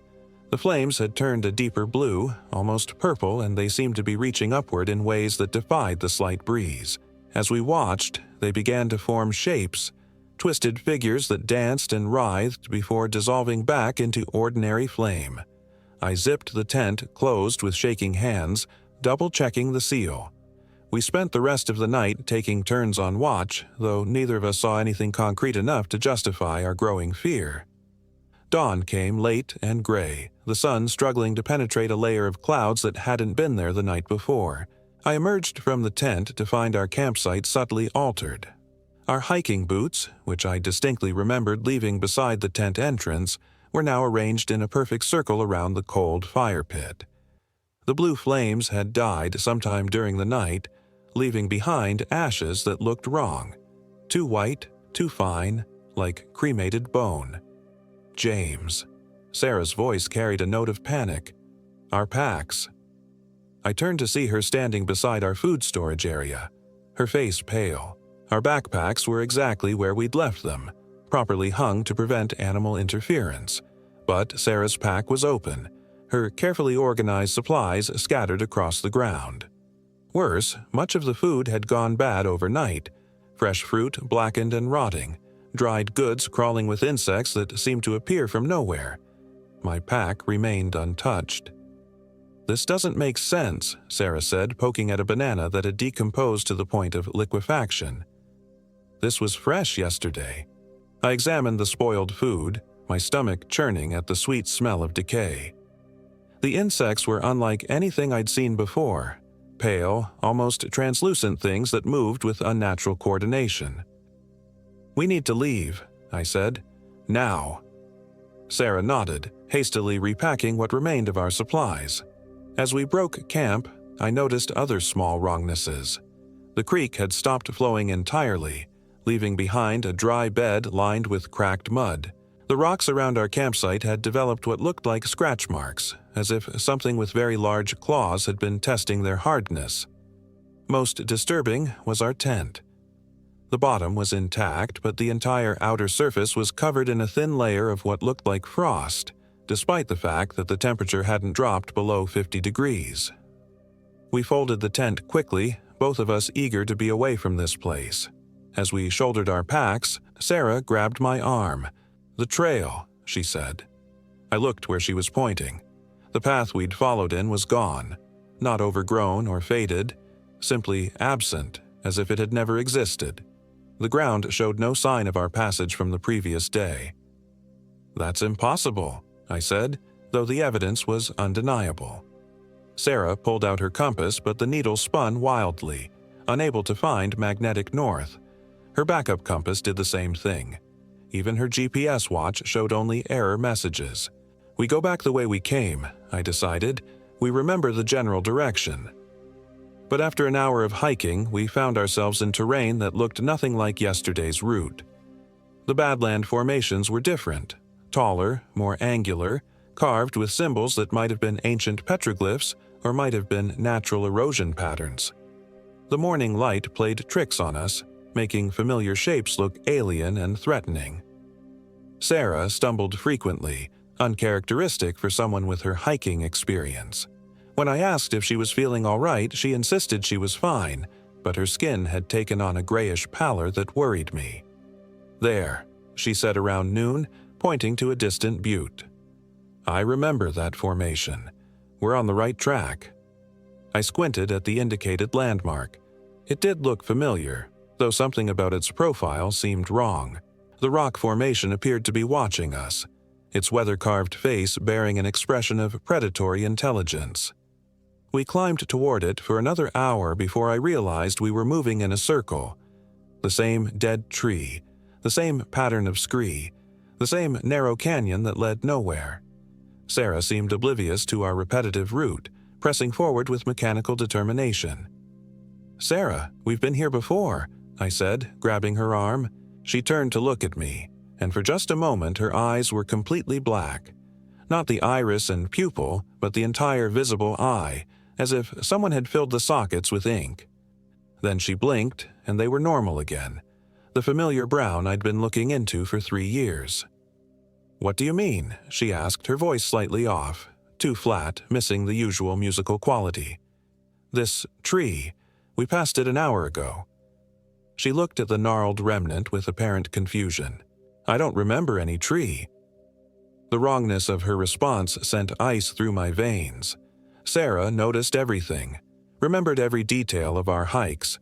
She was the one who usually kept us on track, not me. "Are you feeling sick?" I asked. "Maybe you're dehydrated." "I feel fine," she said, but her smile was wrong, too wide, showing too many teeth. We continued hiking, but I found myself watching Sarah more than the trail. Small things about her behavior had changed. She no longer consulted the map or checked our bearings. She moved with a strange, fluid gait that didn't match her usual careful footwork. Most unnervingly, she'd stopped sweating despite the exertion and climbing temperature. Around mid-afternoon, we crested a rise and found ourselves looking down at our campsite from the previous night. The fire ring, the dry creek bed, even the faint impressions where our tent had stood. Somehow, after hours of hiking in what I'd thought was a straight line away from this place, we'd made a perfect circle. "How is this possible?" I demanded. Sarah tilted her head at an angle no human neck should achieve. "What do you mean?" "We've been walking away from here all day." "No," she said with that horrible too-wide smile. "We've been walking home." That's when I ran. I don't know what instinct took over, but every animal part of my brain was screaming that the woman beside me was not Sarah. Not anymore. I sprinted down the slope toward the dry creek bed, my pack bouncing painfully against my back. Behind me, I heard something that might have been laughter, but the sound had too many harmonics, as if multiple voices were laughing in unison. I reached the creek bed and scrambled up the far side, not daring to look back. My lungs burned in the thin air, but pure terror drove me forward. I had to get away from whatever was wearing Sarah's face. The badlands blurred past as I ran, following deer paths and game trails that led deeper into the maze of stone. Behind me, I could hear pursuit. Not the sound of human footsteps, but something that moved with the liquid grace of a predator. Sometimes the sounds came from directly behind me, sometimes from my left or right, as if my pursuer was circling like a wolf. I ran until my legs gave out, collapsing behind a massive boulder that provided some concealment. My chest heaved as I tried to catch my breath, ears straining for any sound of approach. The silence stretched on, broken only by my own labored breathing. When I finally worked up the courage to peer around the boulder, I saw Sarah standing about 50 yards away. She wasn't even breathing hard, despite having presumably followed me through the same punishing terrain. She stood perfectly still, like a mannequin, her head turned toward my hiding spot with mechanical precision. "James," she called, and her voice carried impossible distances in the thin air. "Why are you hiding from me?" I pressed myself against the cold stone, trying to become invisible. The Sarah thing took a step forward, then another, moving with that same liquid grace I'd noticed earlier. "I know you're there," she said, and now her voice seemed to come from multiple directions at once. "I can smell your fear. It's delicious." Another step. Another. I closed my eyes, trying to will myself somewhere else. Anywhere else. "James." The voice was right beside me now, a whisper against my ear. I opened my eyes to find myself alone behind the boulder. No sign of Sarah anywhere. But carved into the stone directly in front of me were fresh scratches, symbols that might have been some kind of writing or might have been claw marks. They seemed to pulse with their own faint light. I waited until the sun began to set before moving again. The approaching darkness terrified me, but I couldn't stay hidden forever. I had to find a way out of this nightmare landscape. Moving as quietly as possible, I worked my way through the badland formations, trying to put distance between myself and whatever was hunting me. The rocks took on menacing shapes in the fading light, twisted faces, grasping hands, crouching beasts ready to pounce. As full darkness fell, I found myself in a narrow canyon with high walls on either side. At the far end, I could see what looked like firelight. Hope flared in my chest, other campers, park rangers, anyone who might help. But as I approached the light, I realized it was coming from our campsite. The blue flames danced in their stone circle, casting everything in that same eerie underwater glow. And sitting beside the fire was Sarah. She looked up as I approached, her face splitting into that horrible smile. "There you are. I was wondering when you'd come home." "You're not Sarah," I said, surprised by the steadiness of my own voice. "Of course I am." She gestured to her body, running her hands along familiar curves. "Same flesh, same memories, same love for you." Her head tilted again at that impossible angle. "But so much hungrier." "What did you do to her?" "I ate her," the thing said conversationally. "Not the flesh. That's too crude. I consumed her essence, her spirit, everything that made her Sarah Rodriguez. And now I wear her like a comfortable coat." I backed away, but found myself pressed against the canyon wall. Nowhere to run. "The others were just appetizers," it continued. "Hikers, campers, the occasional hunter who wandered too far from safety. But Sarah was special. Her fear was exquisite.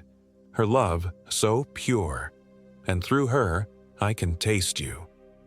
The thing that wore Sarah's face stood up, moving with predatory grace.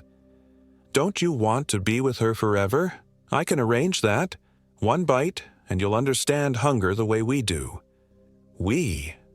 The smile widened impossibly, revealing rows of needle-sharp teeth. "Did you think I was alone out here? The hungry land has many children." That's when I saw them, shapes moving in the darkness beyond the firelight, dozens of them pressing in from all sides.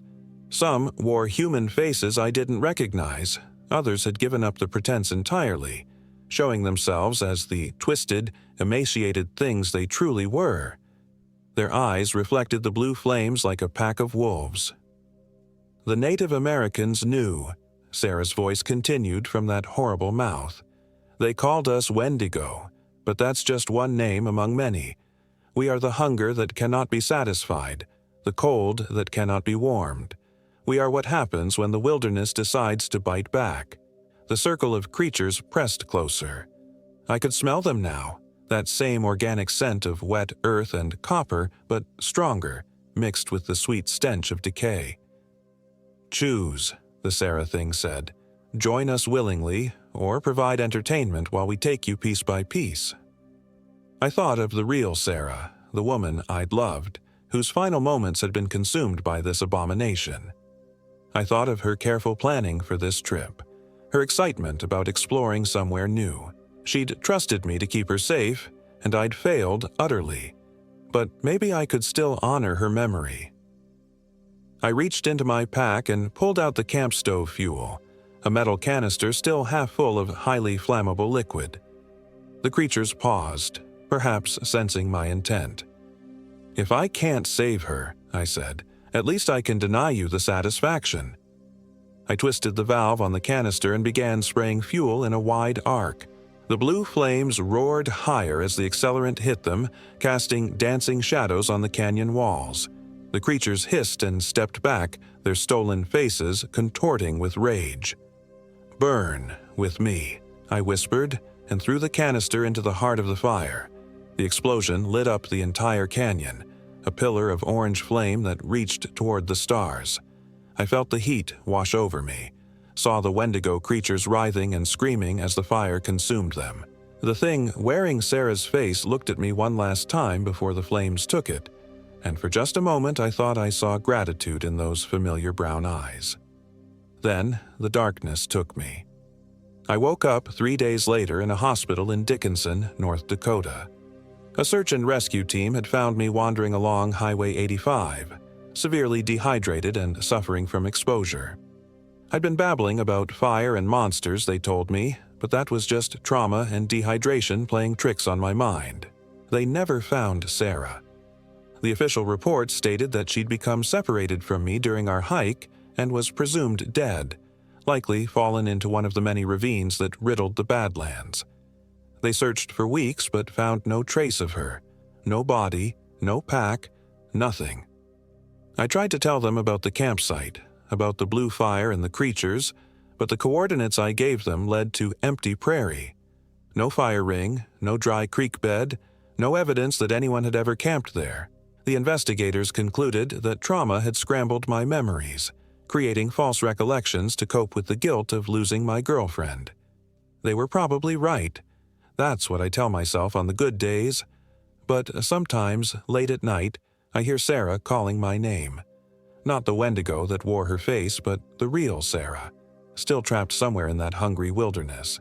She sounds so frightened, so alone, begging me to come back for her.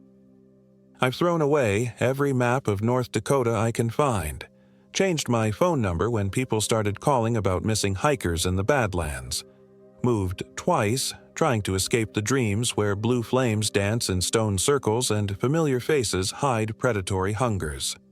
The doctors say the nightmares will fade with time. The scars on my hands from the fire have already started to heal. But there's one thing that won't let me forget, won't let me convince myself it was all trauma-induced hallucination. Last week, I received a package with no return address. Inside was Sarah's camera, the one she'd been using to photograph the Badland formations. Most of the photos were normal, showing our hike in perfect detail. But the last few images told a different story. The first showed our campsite at night, taken from outside the tent. In the background, just at the edge of the frame, stood figures I didn't remember seeing. Tall, emaciated shapes watching us sleep. The second photo was taken the morning we tried to leave. It showed me examining our ruined supplies, but if you looked carefully at the shadows behind me, you could see Sarah, the real Sarah, suspended somehow in the air, her mouth open in a silent scream as something dark and formless poured into her from above. The final photograph was a close-up of Sarah's face, but the eyes were those bottomless black pits I remembered from our final day together. Scratched into the image, as if done with a fingernail, were words in Sarah's handwriting. "Still hungry, still waiting. Come home, James." I burned the photos, but the images are seared into my memory. And despite everything, the terror, the knowledge of what's waiting for me, I find myself studying maps of North Dakota again, planning routes through the Badlands. Because somewhere in that maze of stone and shadow, the woman I love is calling my name. And I think, God help me, I'm going to answer.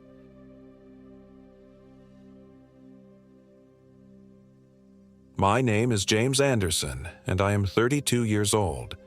This happened in the Badlands of North Dakota 3 weeks ago, though it feels like a lifetime has passed since then. Sarah and I had been planning this trip for months. She'd found this remote camping spot online, some obscure forum post about hidden gems in Theodore Roosevelt National Park's backcountry. The photos looked incredible. Rolling hills of striped sediment, wind-carved formations, and not another soul for miles. Perfect for our 5-year anniversary. "It's called Hollow Hills," she'd said, showing me the GPS coordinates on her phone.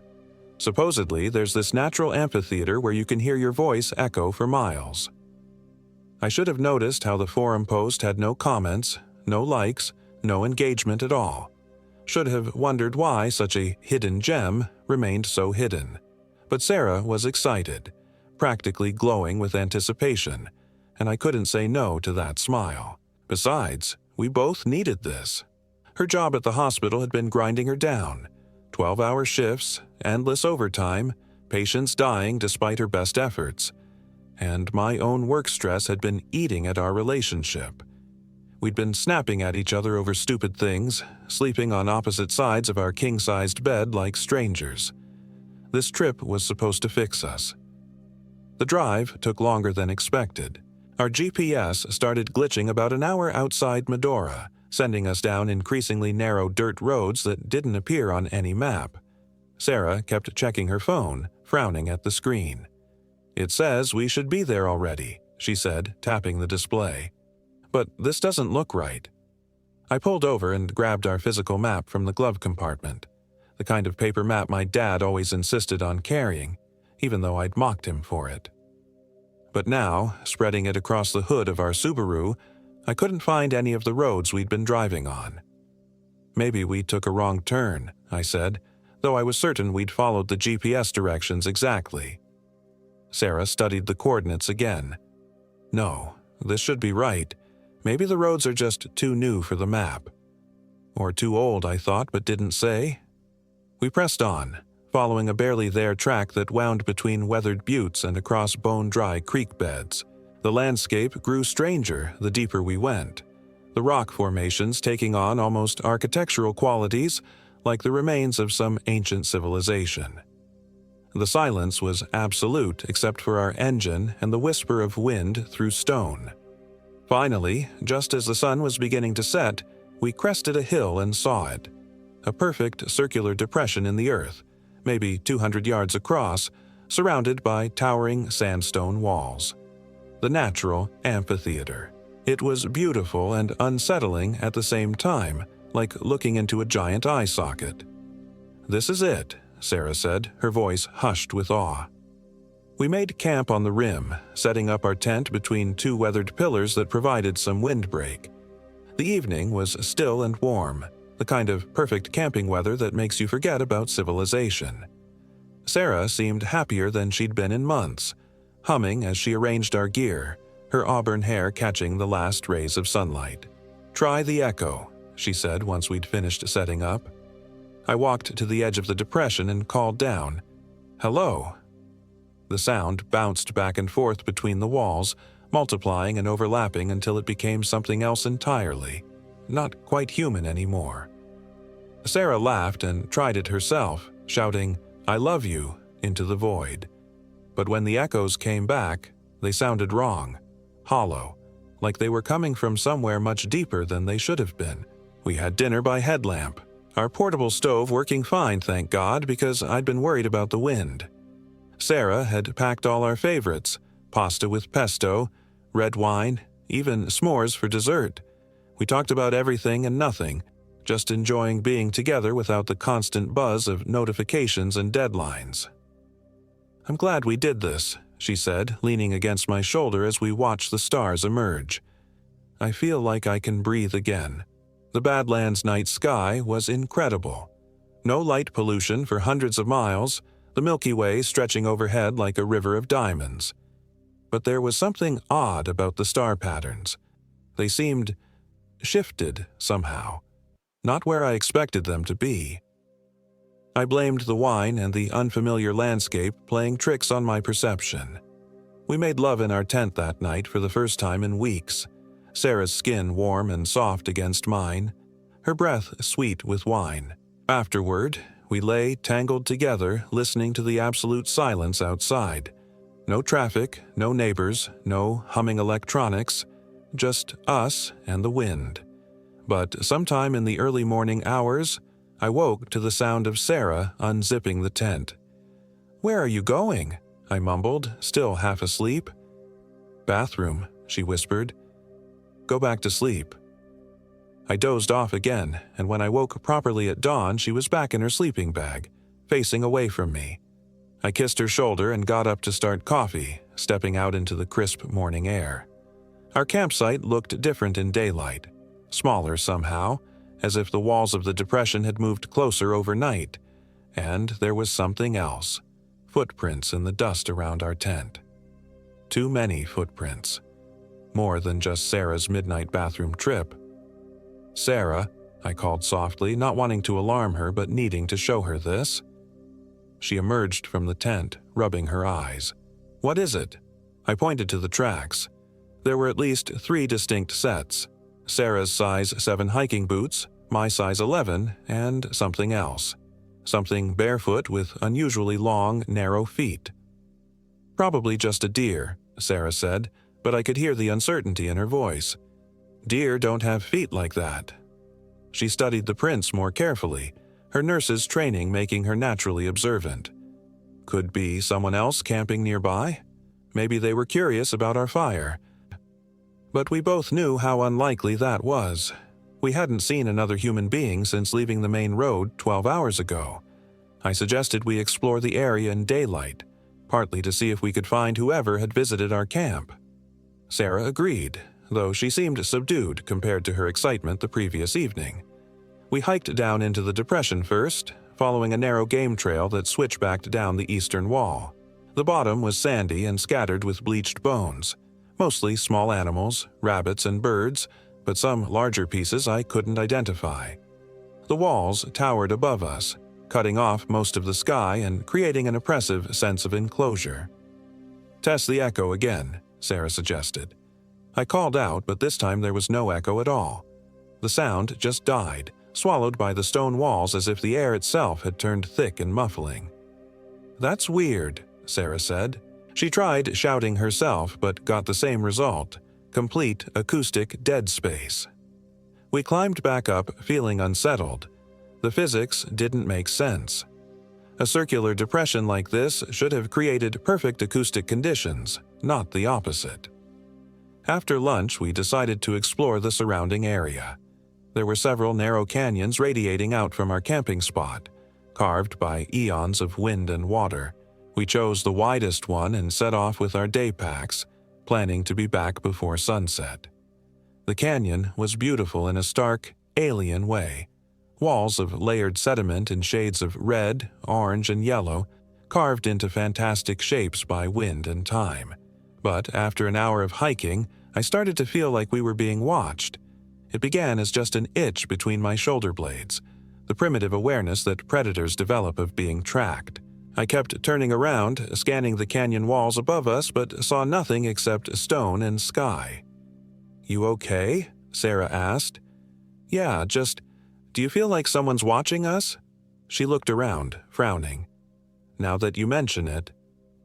We pressed on, but the feeling intensified. Every shadow seemed to hide movement. Every wind-carved formation looked like it might conceal an observer. The logical part of my brain insisted it was just our imagination, fed by the morning's strange footprints and the alien landscape.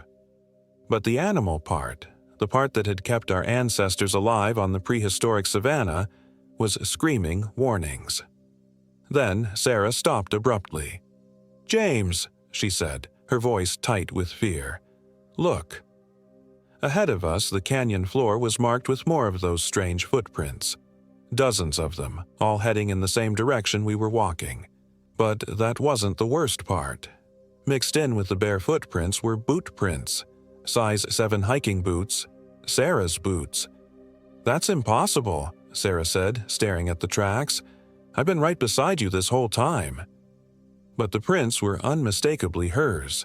The distinctive Vibram sole pattern, the slight wear on the left heel where she pronated slightly. A perfect match. I knelt beside the tracks, studying them more carefully. They were fresh, made since the morning dew had evaporated.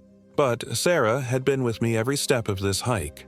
I would have noticed if she'd run ahead and doubled back. "We need to go back," I said. Sarah nodded, but when we turned around, the canyon looked different. The walls seemed higher, the shadows deeper, and the path we'd followed was nowhere to be seen. Instead, there were 3 different passages, all looking equally familiar and equally wrong. "Which way did we come?" Sarah asked.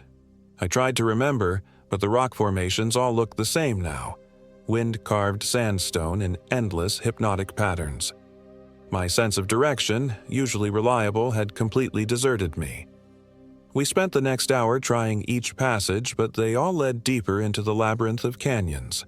The sun was getting lower, painting the stone walls in shades of blood, and I was starting to panic. "The GPS," I said, pulling out my phone. "No signal. Not even the basic GPS that should work anywhere on Earth." The screen showed our location as a blank gray space, as if we'd somehow walked off the edge of the mapped world. "Mine too," Sarah said, checking her phone. But there was something odd about her voice, a flatness that hadn't been there before. I looked at her more carefully. She was standing in a patch of shadow, but her face seemed oddly pale, her eyes not quite focused on anything. "Sarah, you okay?" She turned to me with a smile that didn't reach her eyes. "Of course. Why wouldn't I be?" "Because that's not how you talk," I wanted to say. "Because you're terrified of being lost. Always have been since you were a kid. Because when you're scared, you get sharp and decisive, not calm and dreamy." But I didn't say any of that. I just nodded and suggested we keep moving, following what looked like the widest passage. We walked in silence as the shadows lengthened, and I found myself studying Sarah out of the corner of my eye. Her gait was slightly different. Longer strides, less bounce in her step, and she wasn't checking her phone compulsively like she usually did when stressed. When we finally emerged from the canyon system, the sun was setting and our camp was nowhere to be seen. We were on the wrong side of the depression, looking down at our tent from an impossible angle. "How did we—" I started to say, but Sarah was already walking confidently toward a slope that led down to our camp. "This way," she said. "I remember now." But I didn't remember this route at all, and Sarah's voice still had that strange, flat quality.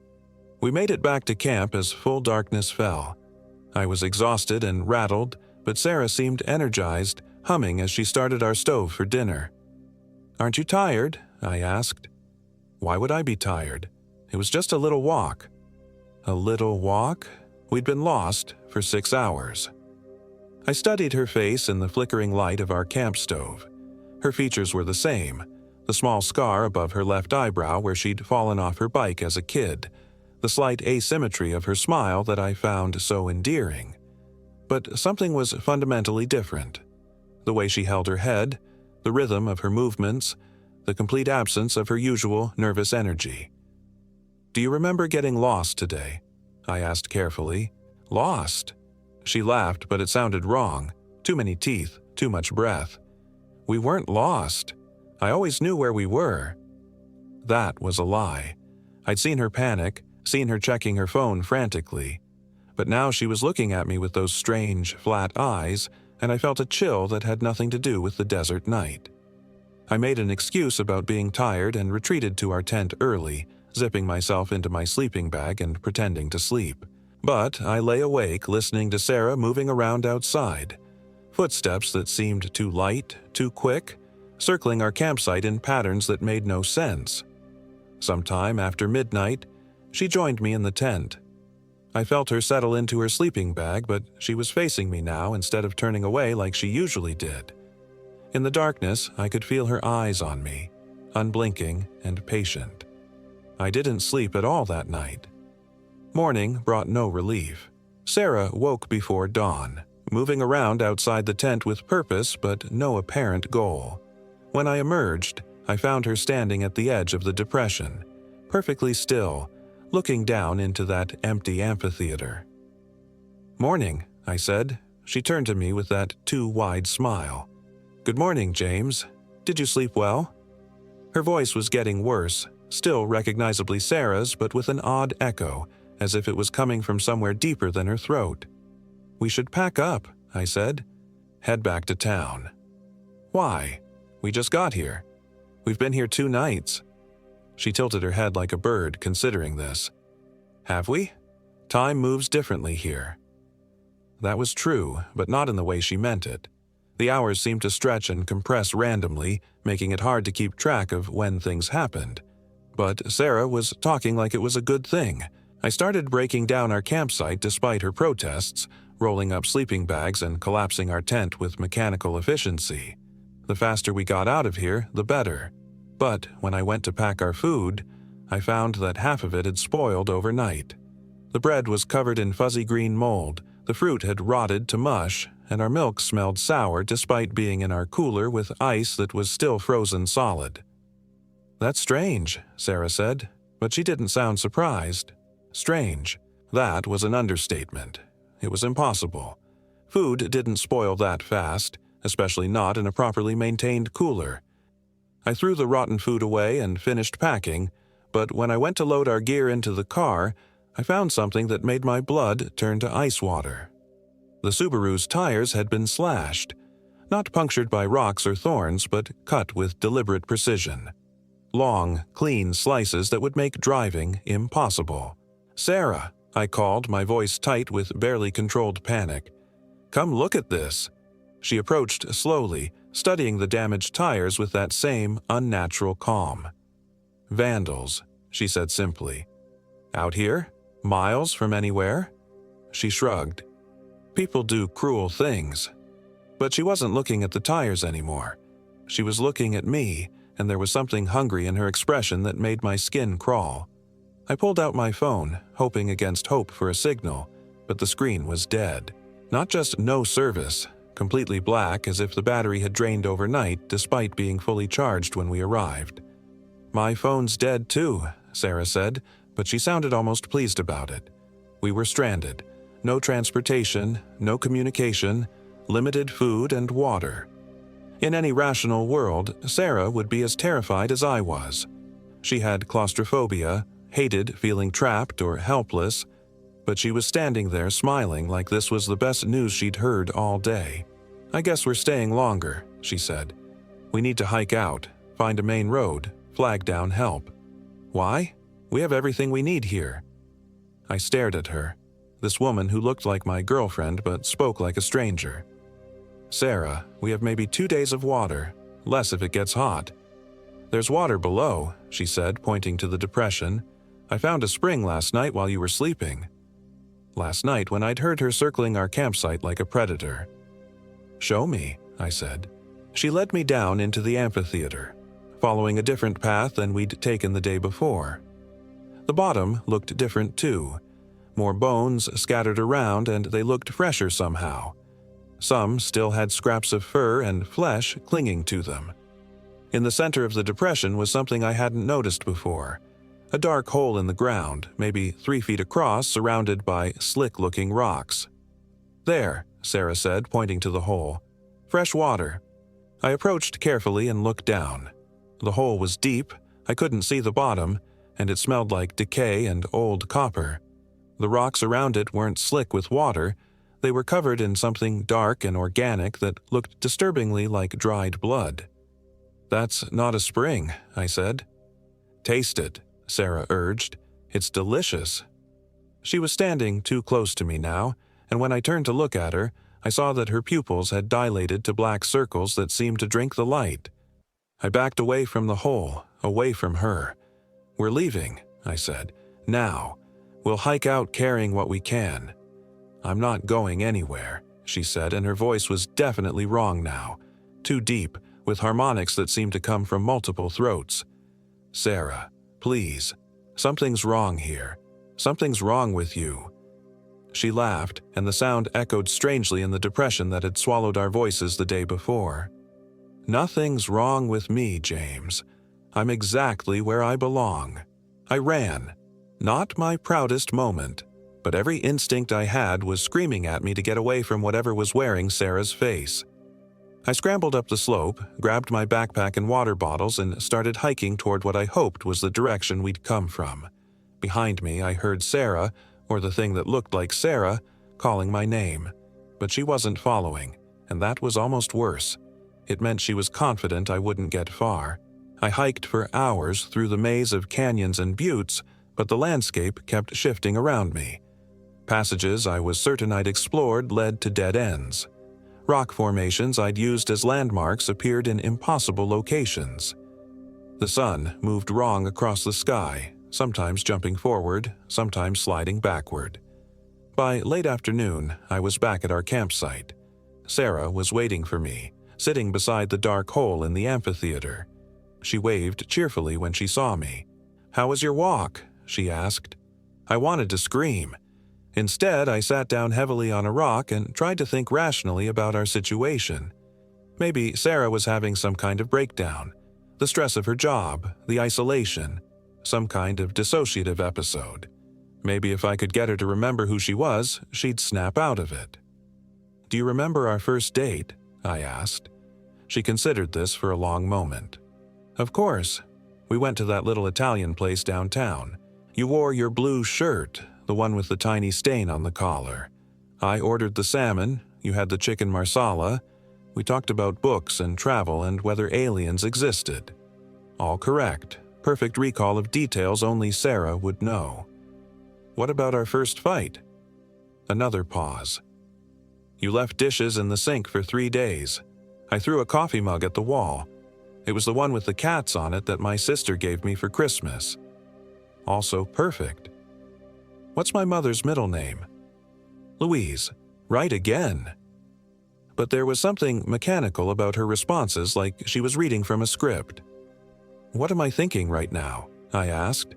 She smiled that terrible smile. "You're thinking that I'm not really Sarah." The certainty in her voice made my blood freeze.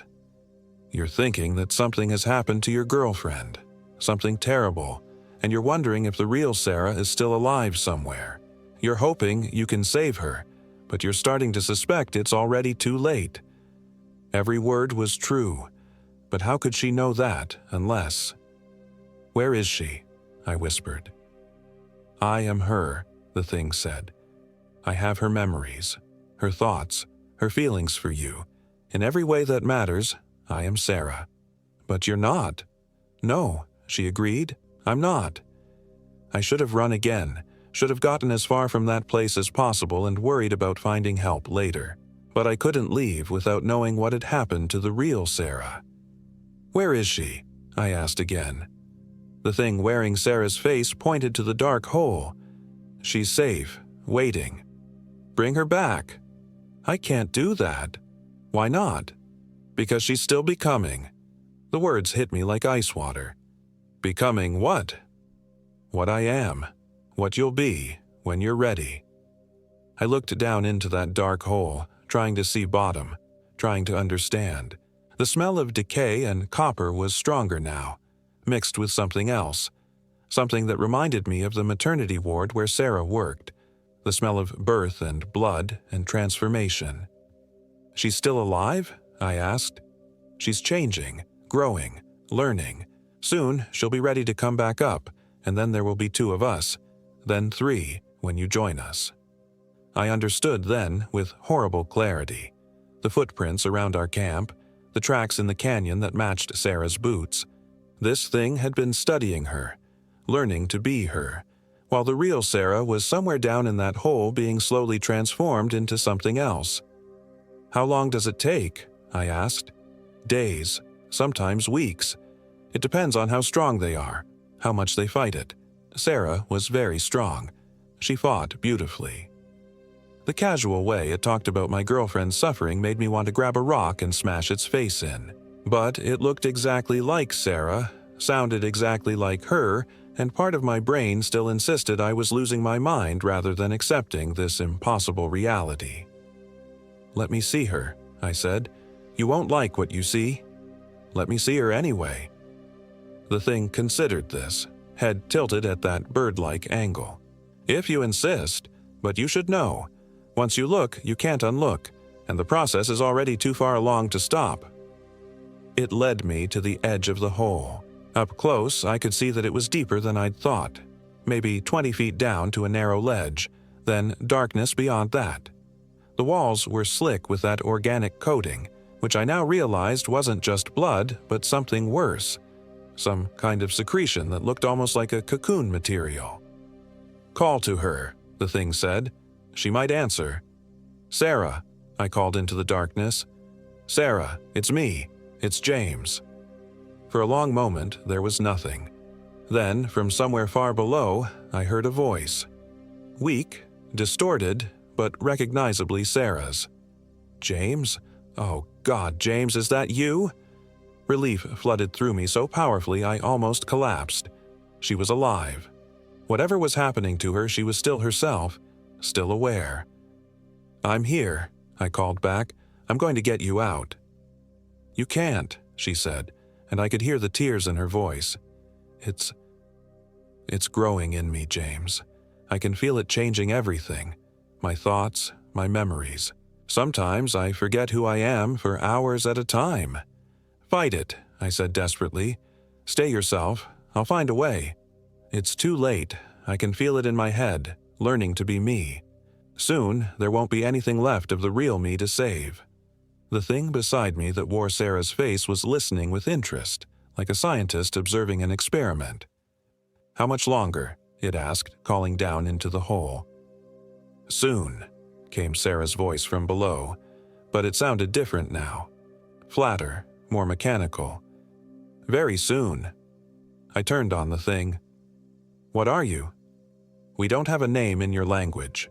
We've been here a long time, sleeping in the deep places, waiting for the right conditions, the right food." "Food? Consciousness, identity, the thing that makes each person unique. We consume it slowly, carefully, learning to wear it like clothes.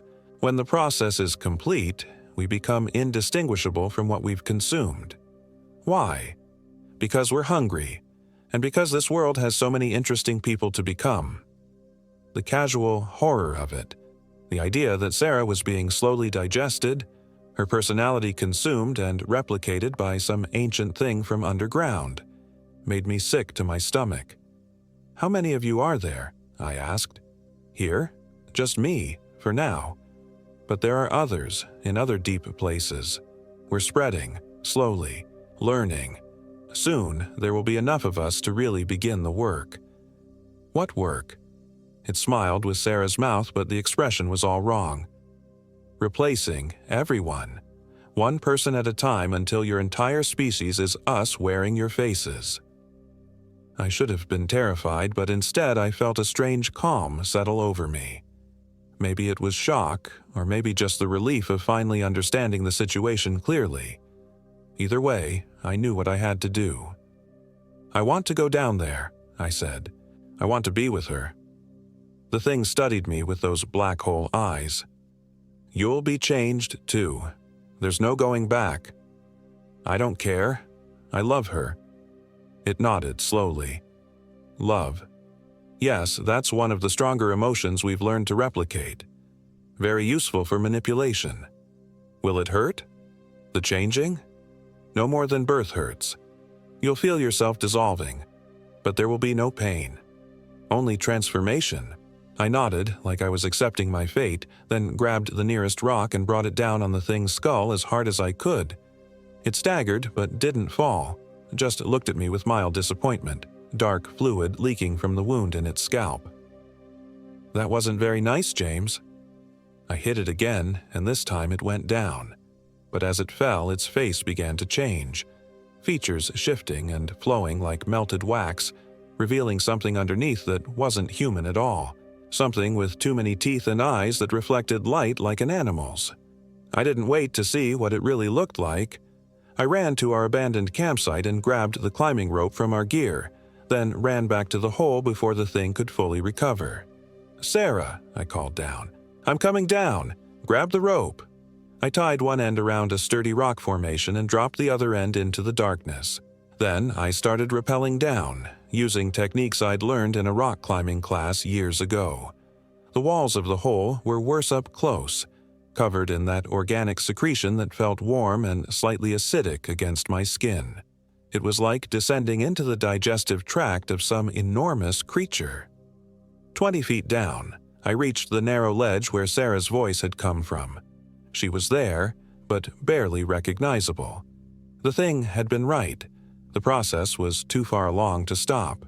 Her skin had a translucent quality, as if she was becoming hollow from the inside out. Dark veins showed through, pulsing with something that wasn't quite blood. Her eyes were still hers, but they kept flickering to black and back again, like she was fighting some internal battle for control.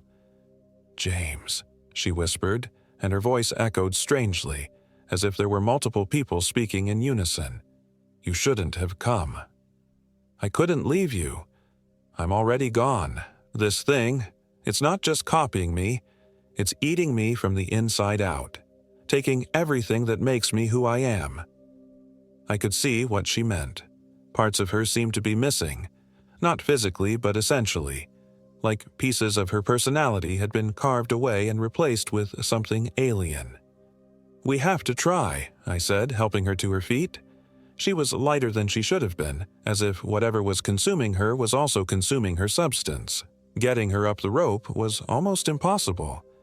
She was weak and kept losing focus, sometimes forgetting who I was mid-sentence. But somehow, we made it to the surface just as the thing that had been wearing her face came stumbling back toward the hole. It looked more human now, the wounds in its scalp already healing, but I could see the rage in its expression. "You're only delaying the inevitable," it said in a voice like grinding stone. "She'll complete the transformation whether she's down there or up here, and you've just made it angry." Sarah collapsed beside me, her body convulsing as whatever was inside her fought for control. "James," she gasped between spasms, "you have to kill me, before it takes everything." "No.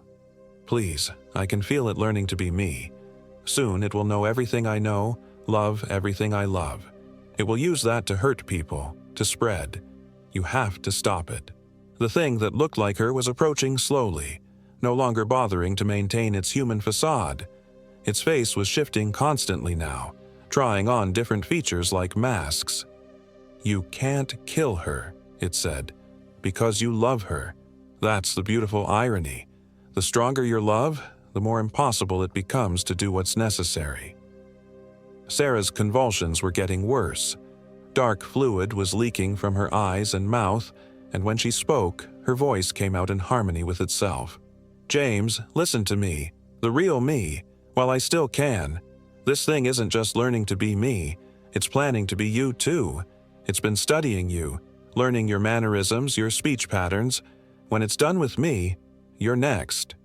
"We'll run," I said desperately. "Get away from here."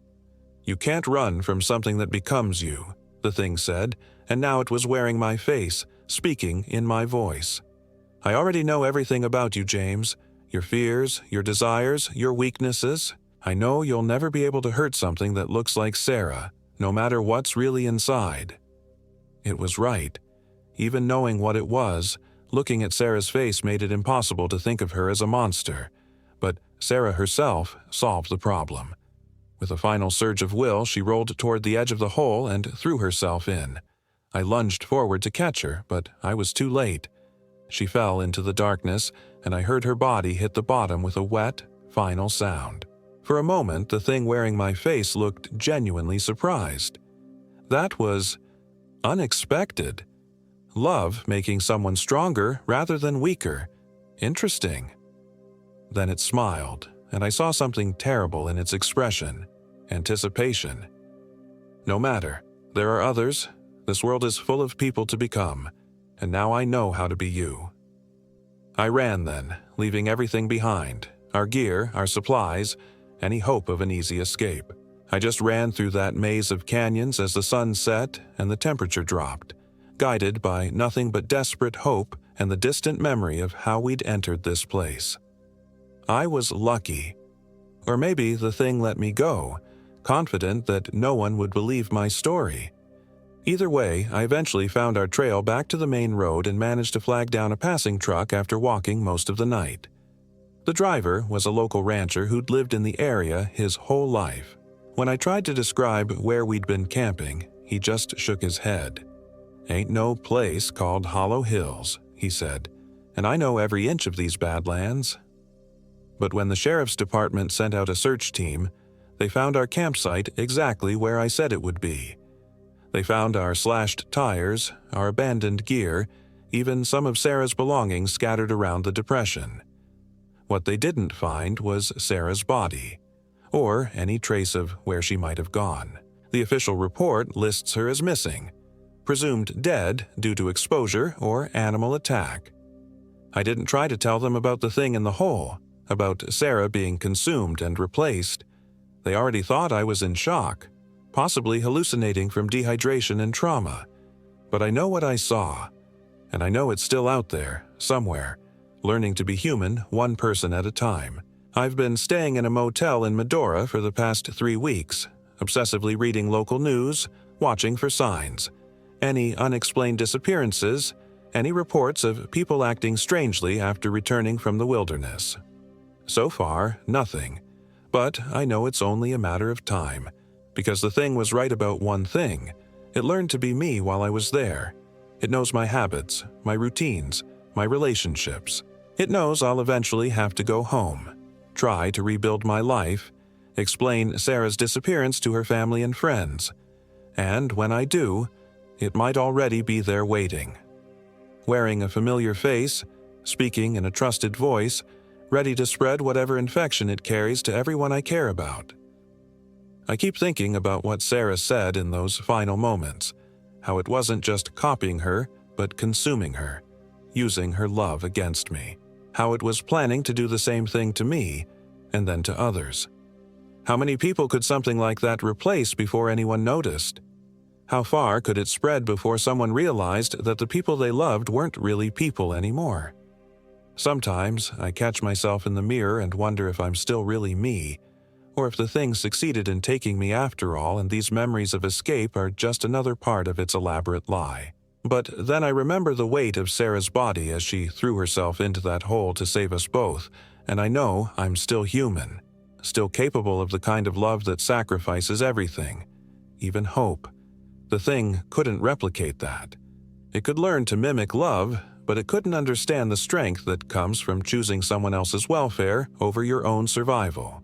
That's how I know I'm still me, and that's how I'll know when it comes for me, because it will offer me everything I want while asking for nothing in return, and I'll remember that real love always costs something. I'm writing this down in case something happens to me, in case I disappear or start acting strangely or show up somewhere claiming everything is fine. If you're reading this, trust your instincts. If something feels wrong about me, about anyone who's been to the Badlands recently, don't ignore that feeling. And whatever you do, don't go looking for hollow hills. Don't trust GPS coordinates from obscure forums. Don't believe in hidden gems that no one talks about. Some places are hidden for good reason. Some echoes never stop.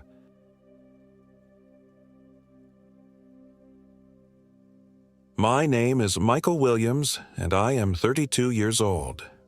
This happened in the North Dakota Badlands, in the remote backcountry beyond Theodore Roosevelt National Park, where the Ma-Da-Hay Trail disappears into unmarked wilderness that maps can't properly capture.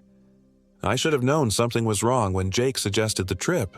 Jake Morrison had always been the adventurous one in our group, but there was something different in his eyes when he pitched the idea, a hunger that made my skin crawl.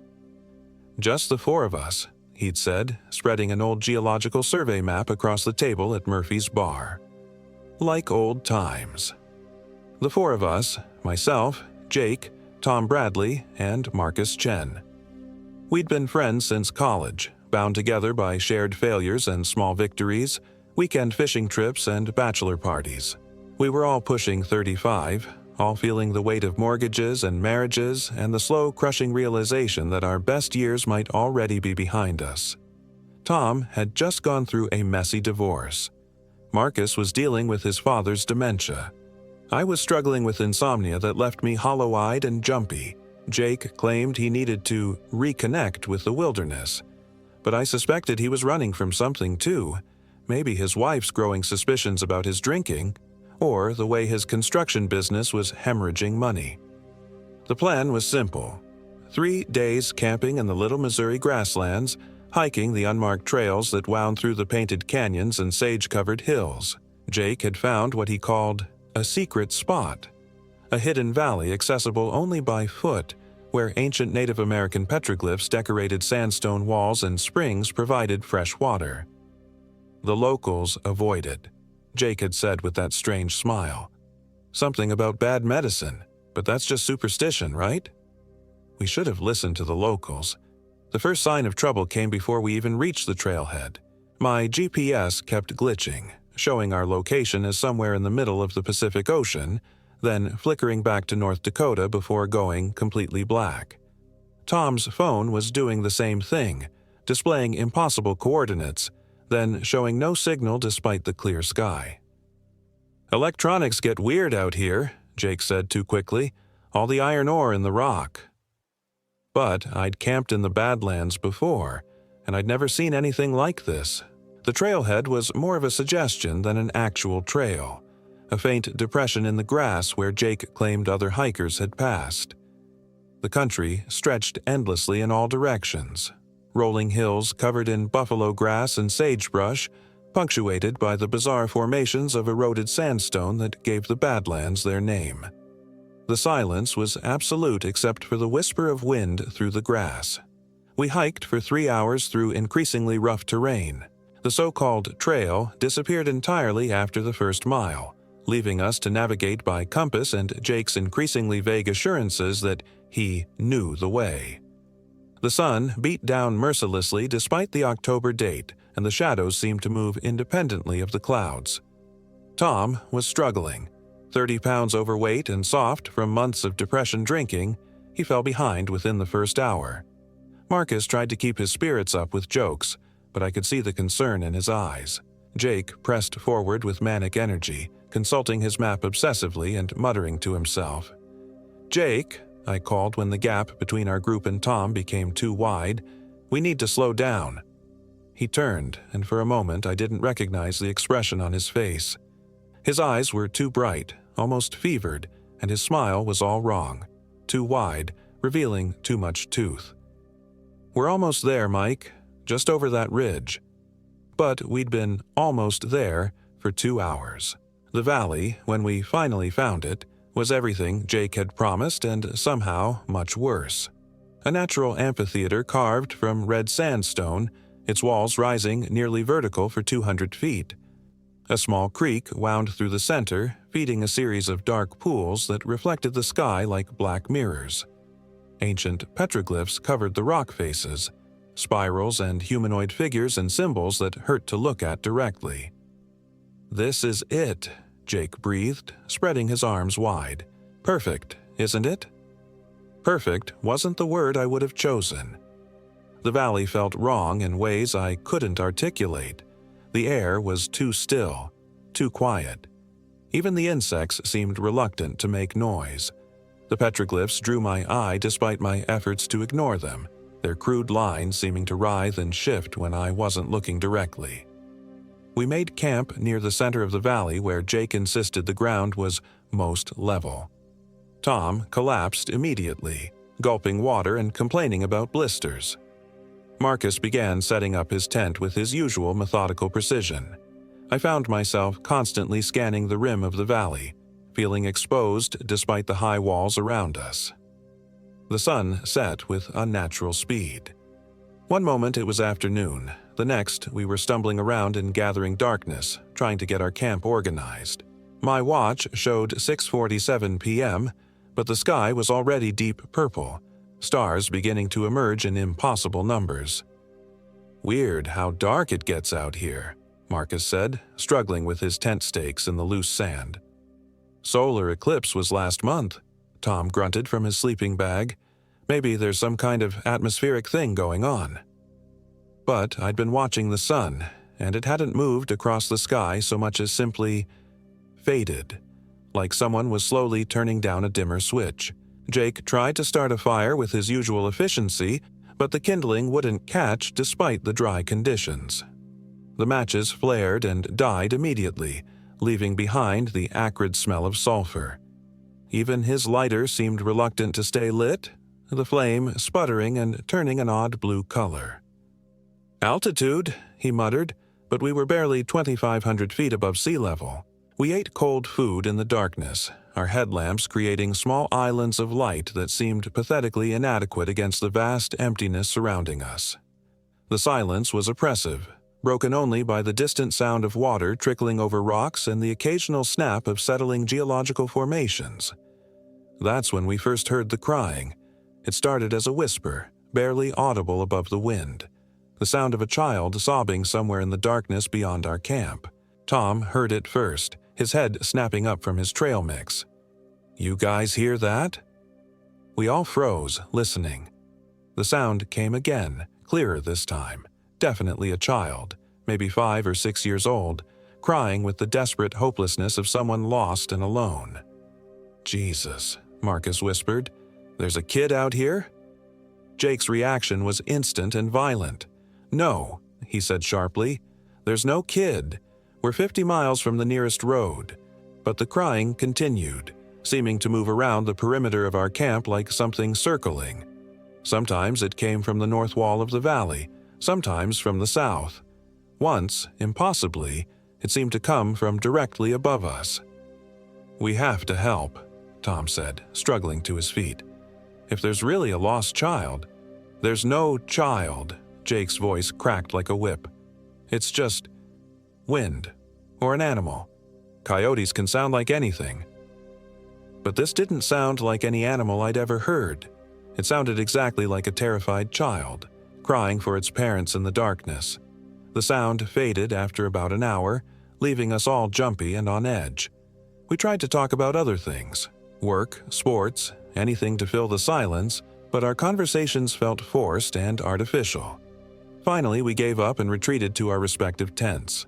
I lay awake for hours listening to the night sounds, the distant trickle of water, the whisper of wind through the grass, and underneath it all, a sound I couldn't quite identify, a soft scratching, like fingernails on stone.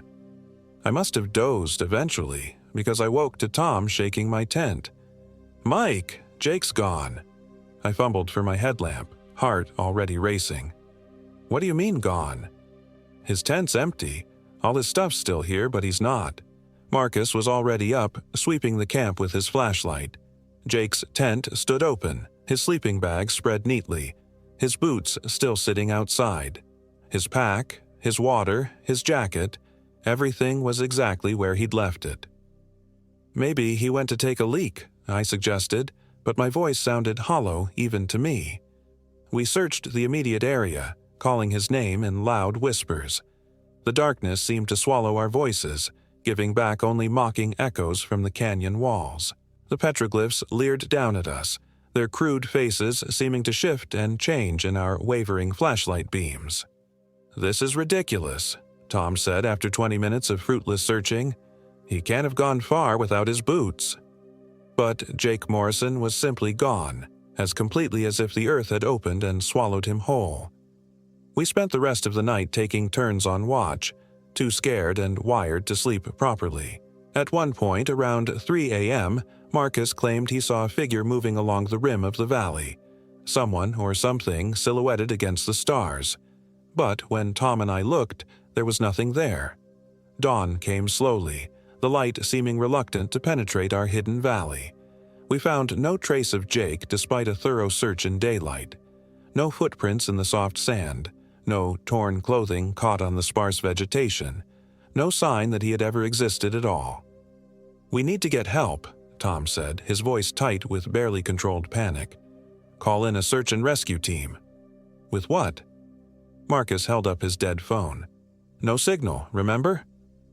My GPS was still showing impossible coordinates when it showed anything at all. The valley seemed to exist in some kind of electronic dead zone, cut off from the outside world by more than just distance. "We hike out," I decided. "Get back to the truck, drive until we find cell service, call the Park Service." But when we tried to leave, we couldn't find the way we'd come in. The trail that had led us into the valley, the faint depression in the grass that Jake had followed with such confidence, was simply gone. We spent 4 hours hiking the perimeter, looking for the notch in the canyon wall where we'd descended, but every gap looked the same, and all of them led to dead ends or impassable slopes. "This isn't possible," Tom said, sitting heavily on a boulder. "We came down, right there. I'm sure of it." But the canyon wall rose smooth and unbroken, offering no obvious route to the top. We were trapped. That night, Jake came back. I was on watch around midnight when I heard footsteps approaching camp. Slow, deliberate steps that crunched softly in the sand. My heart hammered as I grabbed my flashlight and swept the beam toward the sound. Jake stood at the edge of our firelight, swaying slightly. He was naked, his clothes nowhere to be seen, his skin pale and waxy in the artificial light. Dark stains covered his hands and forearms, stains that looked suspiciously like dried blood. "Jake?" I called softly, not wanting to wake the others but afraid to approach. "Jesus, man, where have you been?" He turned toward me with mechanical precision, and I saw his face clearly for the first time. The features were all wrong, the proportions slightly off, as if someone had tried to recreate Jake Morrison from memory and gotten the details almost but not quite right. His eyes were too far apart, his mouth too wide, his nose sitting at an angle that human anatomy wouldn't permit. But it was his smile that made my blood turn to ice. It stretched from ear to ear in a grotesque rictus that revealed far too many teeth, teeth that were pointed and sharp and definitely not human. "Hello, Michael," he said in Jake's voice, but wrong somehow, like a recording played at the wrong speed. "I've been waiting for you." I tried to scream, to wake the others, but my throat had closed completely. The thing that looked like Jake took a step closer, its head tilting at an impossible angle. "Don't be afraid," it whispered. "I'm still your friend. We're all still friends here." Behind it, more figures emerged from the darkness. Tom and Marcus, but wrong, like Jake was wrong, their faces twisted into nightmare parodies of themselves. They moved with the jerky, unnatural gait of marionettes, their limbs bending at angles that made my eyes water. I finally found my voice and screamed. The sound echoed off the canyon walls like a gunshot, and suddenly I was alone in the darkness, my flashlight beam revealing nothing but empty sand and the soft whisper of wind through the grass. No Jake, no twisted doppelgangers, nothing at all to suggest they had ever been there. Tom and Marcus burst from their tents, wild-eyed and disoriented. "What the hell?" Tom began. "He was here," I gasped. "Jake was here, but it wasn't him." They looked at me like I'd lost my mind, and maybe I had. In the harsh light of their flashlights, the whole encounter seemed impossible, the product of an overwrought imagination and too little sleep. But I knew what I had seen. The next day brought no relief. Our attempts to climb out of the valley ended in failure. The sandstone walls were too smooth, too steep, offering no handholds. Every route we tried led to dead ends or crumbling ledges that crumbled at the slightest touch.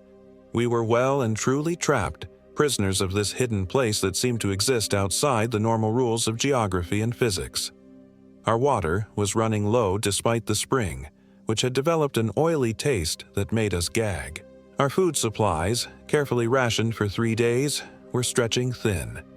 Worse, the stress was taking its toll on all of us. Tom had developed a nervous tic, constantly checking over his shoulder. Marcus had started talking to himself, having long conversations with someone only he could see, and I couldn't stop thinking about the thing that looked like Jake. The second night, Marcus disappeared. I woke to find his tent empty, his sleeping bag cold. Unlike Jake's disappearance, this one showed signs of struggle. The tent had been torn open from the outside, long gashes in the fabric that looked like claw marks. His boots were gone, along with his pack and water bottle. Tom and I searched frantically by flashlight, calling his name until our voices were hoarse. The echoes came back wrong, distorted into sounds that didn't quite resemble human speech. We found him near dawn, or what was left of him. Marcus Chen was hanging upside down from the canyon wall, suspended by what looked like thick strands of web or rope. His body had been opened from throat to groin, his organs removed with surgical precision and arranged in neat piles on the rocks below. His face was intact but wrong. The features had been rearranged into that same too wide smile, the eyes repositioned to stare directly down at us. Tom vomited violently, then collapsed to his knees, sobbing. I stood frozen, unable to process what I was seeing. The rational part of my mind insisted this was impossible. No human being could have done this, especially not in the few hours since Marcus had disappeared. But there he was, suspended like some grotesque trophy in a hunter's lodge. And he was still breathing. The chest cavity, even opened and emptied, continued to rise and fall in a slow, hypnotic rhythm. The eyes, repositioned though they were, tracked our movement with unmistakable awareness. When Tom's sobs grew too loud, the thing that had been Marcus made a shushing sound, a wet, bubbling whisper that somehow conveyed both comfort and menace. "We have to get out of here," Tom whispered, backing away from the wall. "We have to get out of here right now." But there was nowhere to go. The third night, Tom tried to climb out alone. I woke to find him halfway up the canyon wall, his fingers bleeding as he clawed desperately at the sandstone. He'd made it perhaps 30 feet before the rock began to crumble beneath his weight. I watched in horror as he lost his grip and fell, his body striking the ground with a sound like breaking sticks. He was still alive when I reached him, but barely. His left leg was bent at an impossible angle, white bone protruding through the skin. Blood frothed from his mouth when he tried to speak. "Mike," he gasped. "The walls. They're moving. The whole valley. It's alive." I looked up and saw what he meant. The canyon walls were definitely moving, but so slowly that it was almost imperceptible, a gradual shifting and settling that made the entire valley seem to breathe. The petroglyphs were changing too, their crude figures rearranging themselves into new configurations when I wasn't looking directly. Tom died as the sun set, his hand clutching mine with desperate strength until the very end. I held him as the light faded, watching his eyes grow glassy and still. In the gathering darkness, I heard him take one final, shuddering breath. Then he sat up. The movement was fluid and wrong, like a film played in reverse. Tom's broken leg straightened with audible pops and cracks, the bone sliding back beneath the skin. The blood on his lips dried and flaked away. When he turned to look at me, his face wore that same impossible smile I'd seen on the thing that looked like Jake.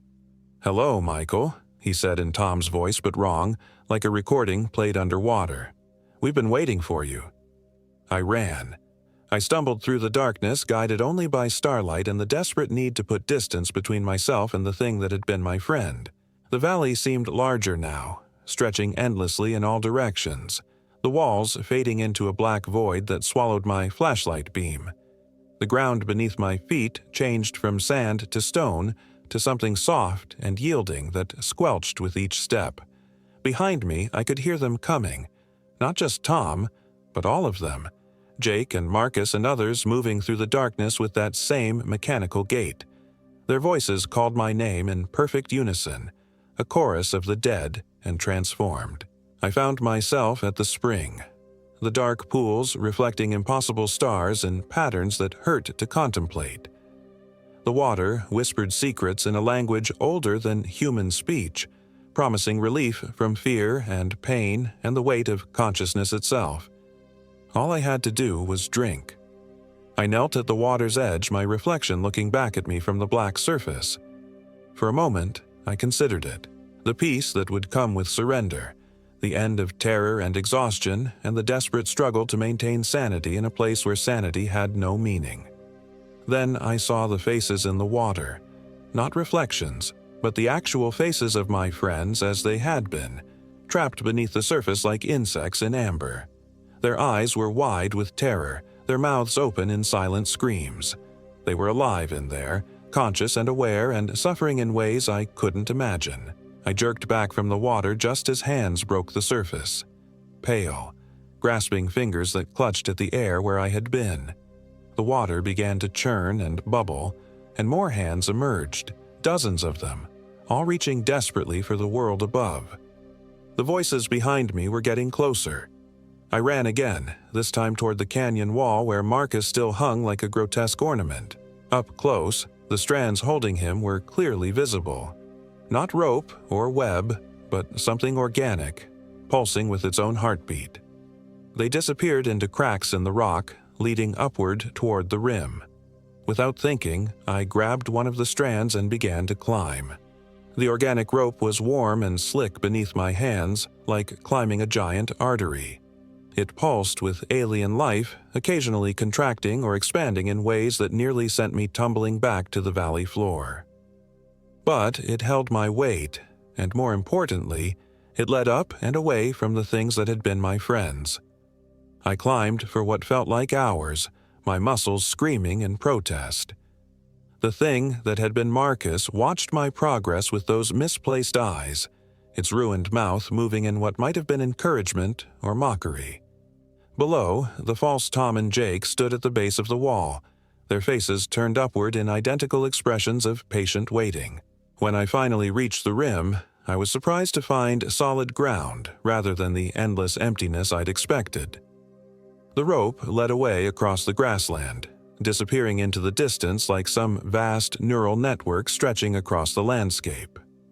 In the starlight, I could see other strands, other connections, linking this hidden valley to God knows how many similar places scattered across the wilderness. I followed the main strand for miles, stumbling through the darkness until I found the road and our truck sitting exactly where we'd left it 3 days earlier. The keys were still in Jake's pocket back in the valley, but the door was unlocked and I'd learned to hotwire cars during a misspent youth.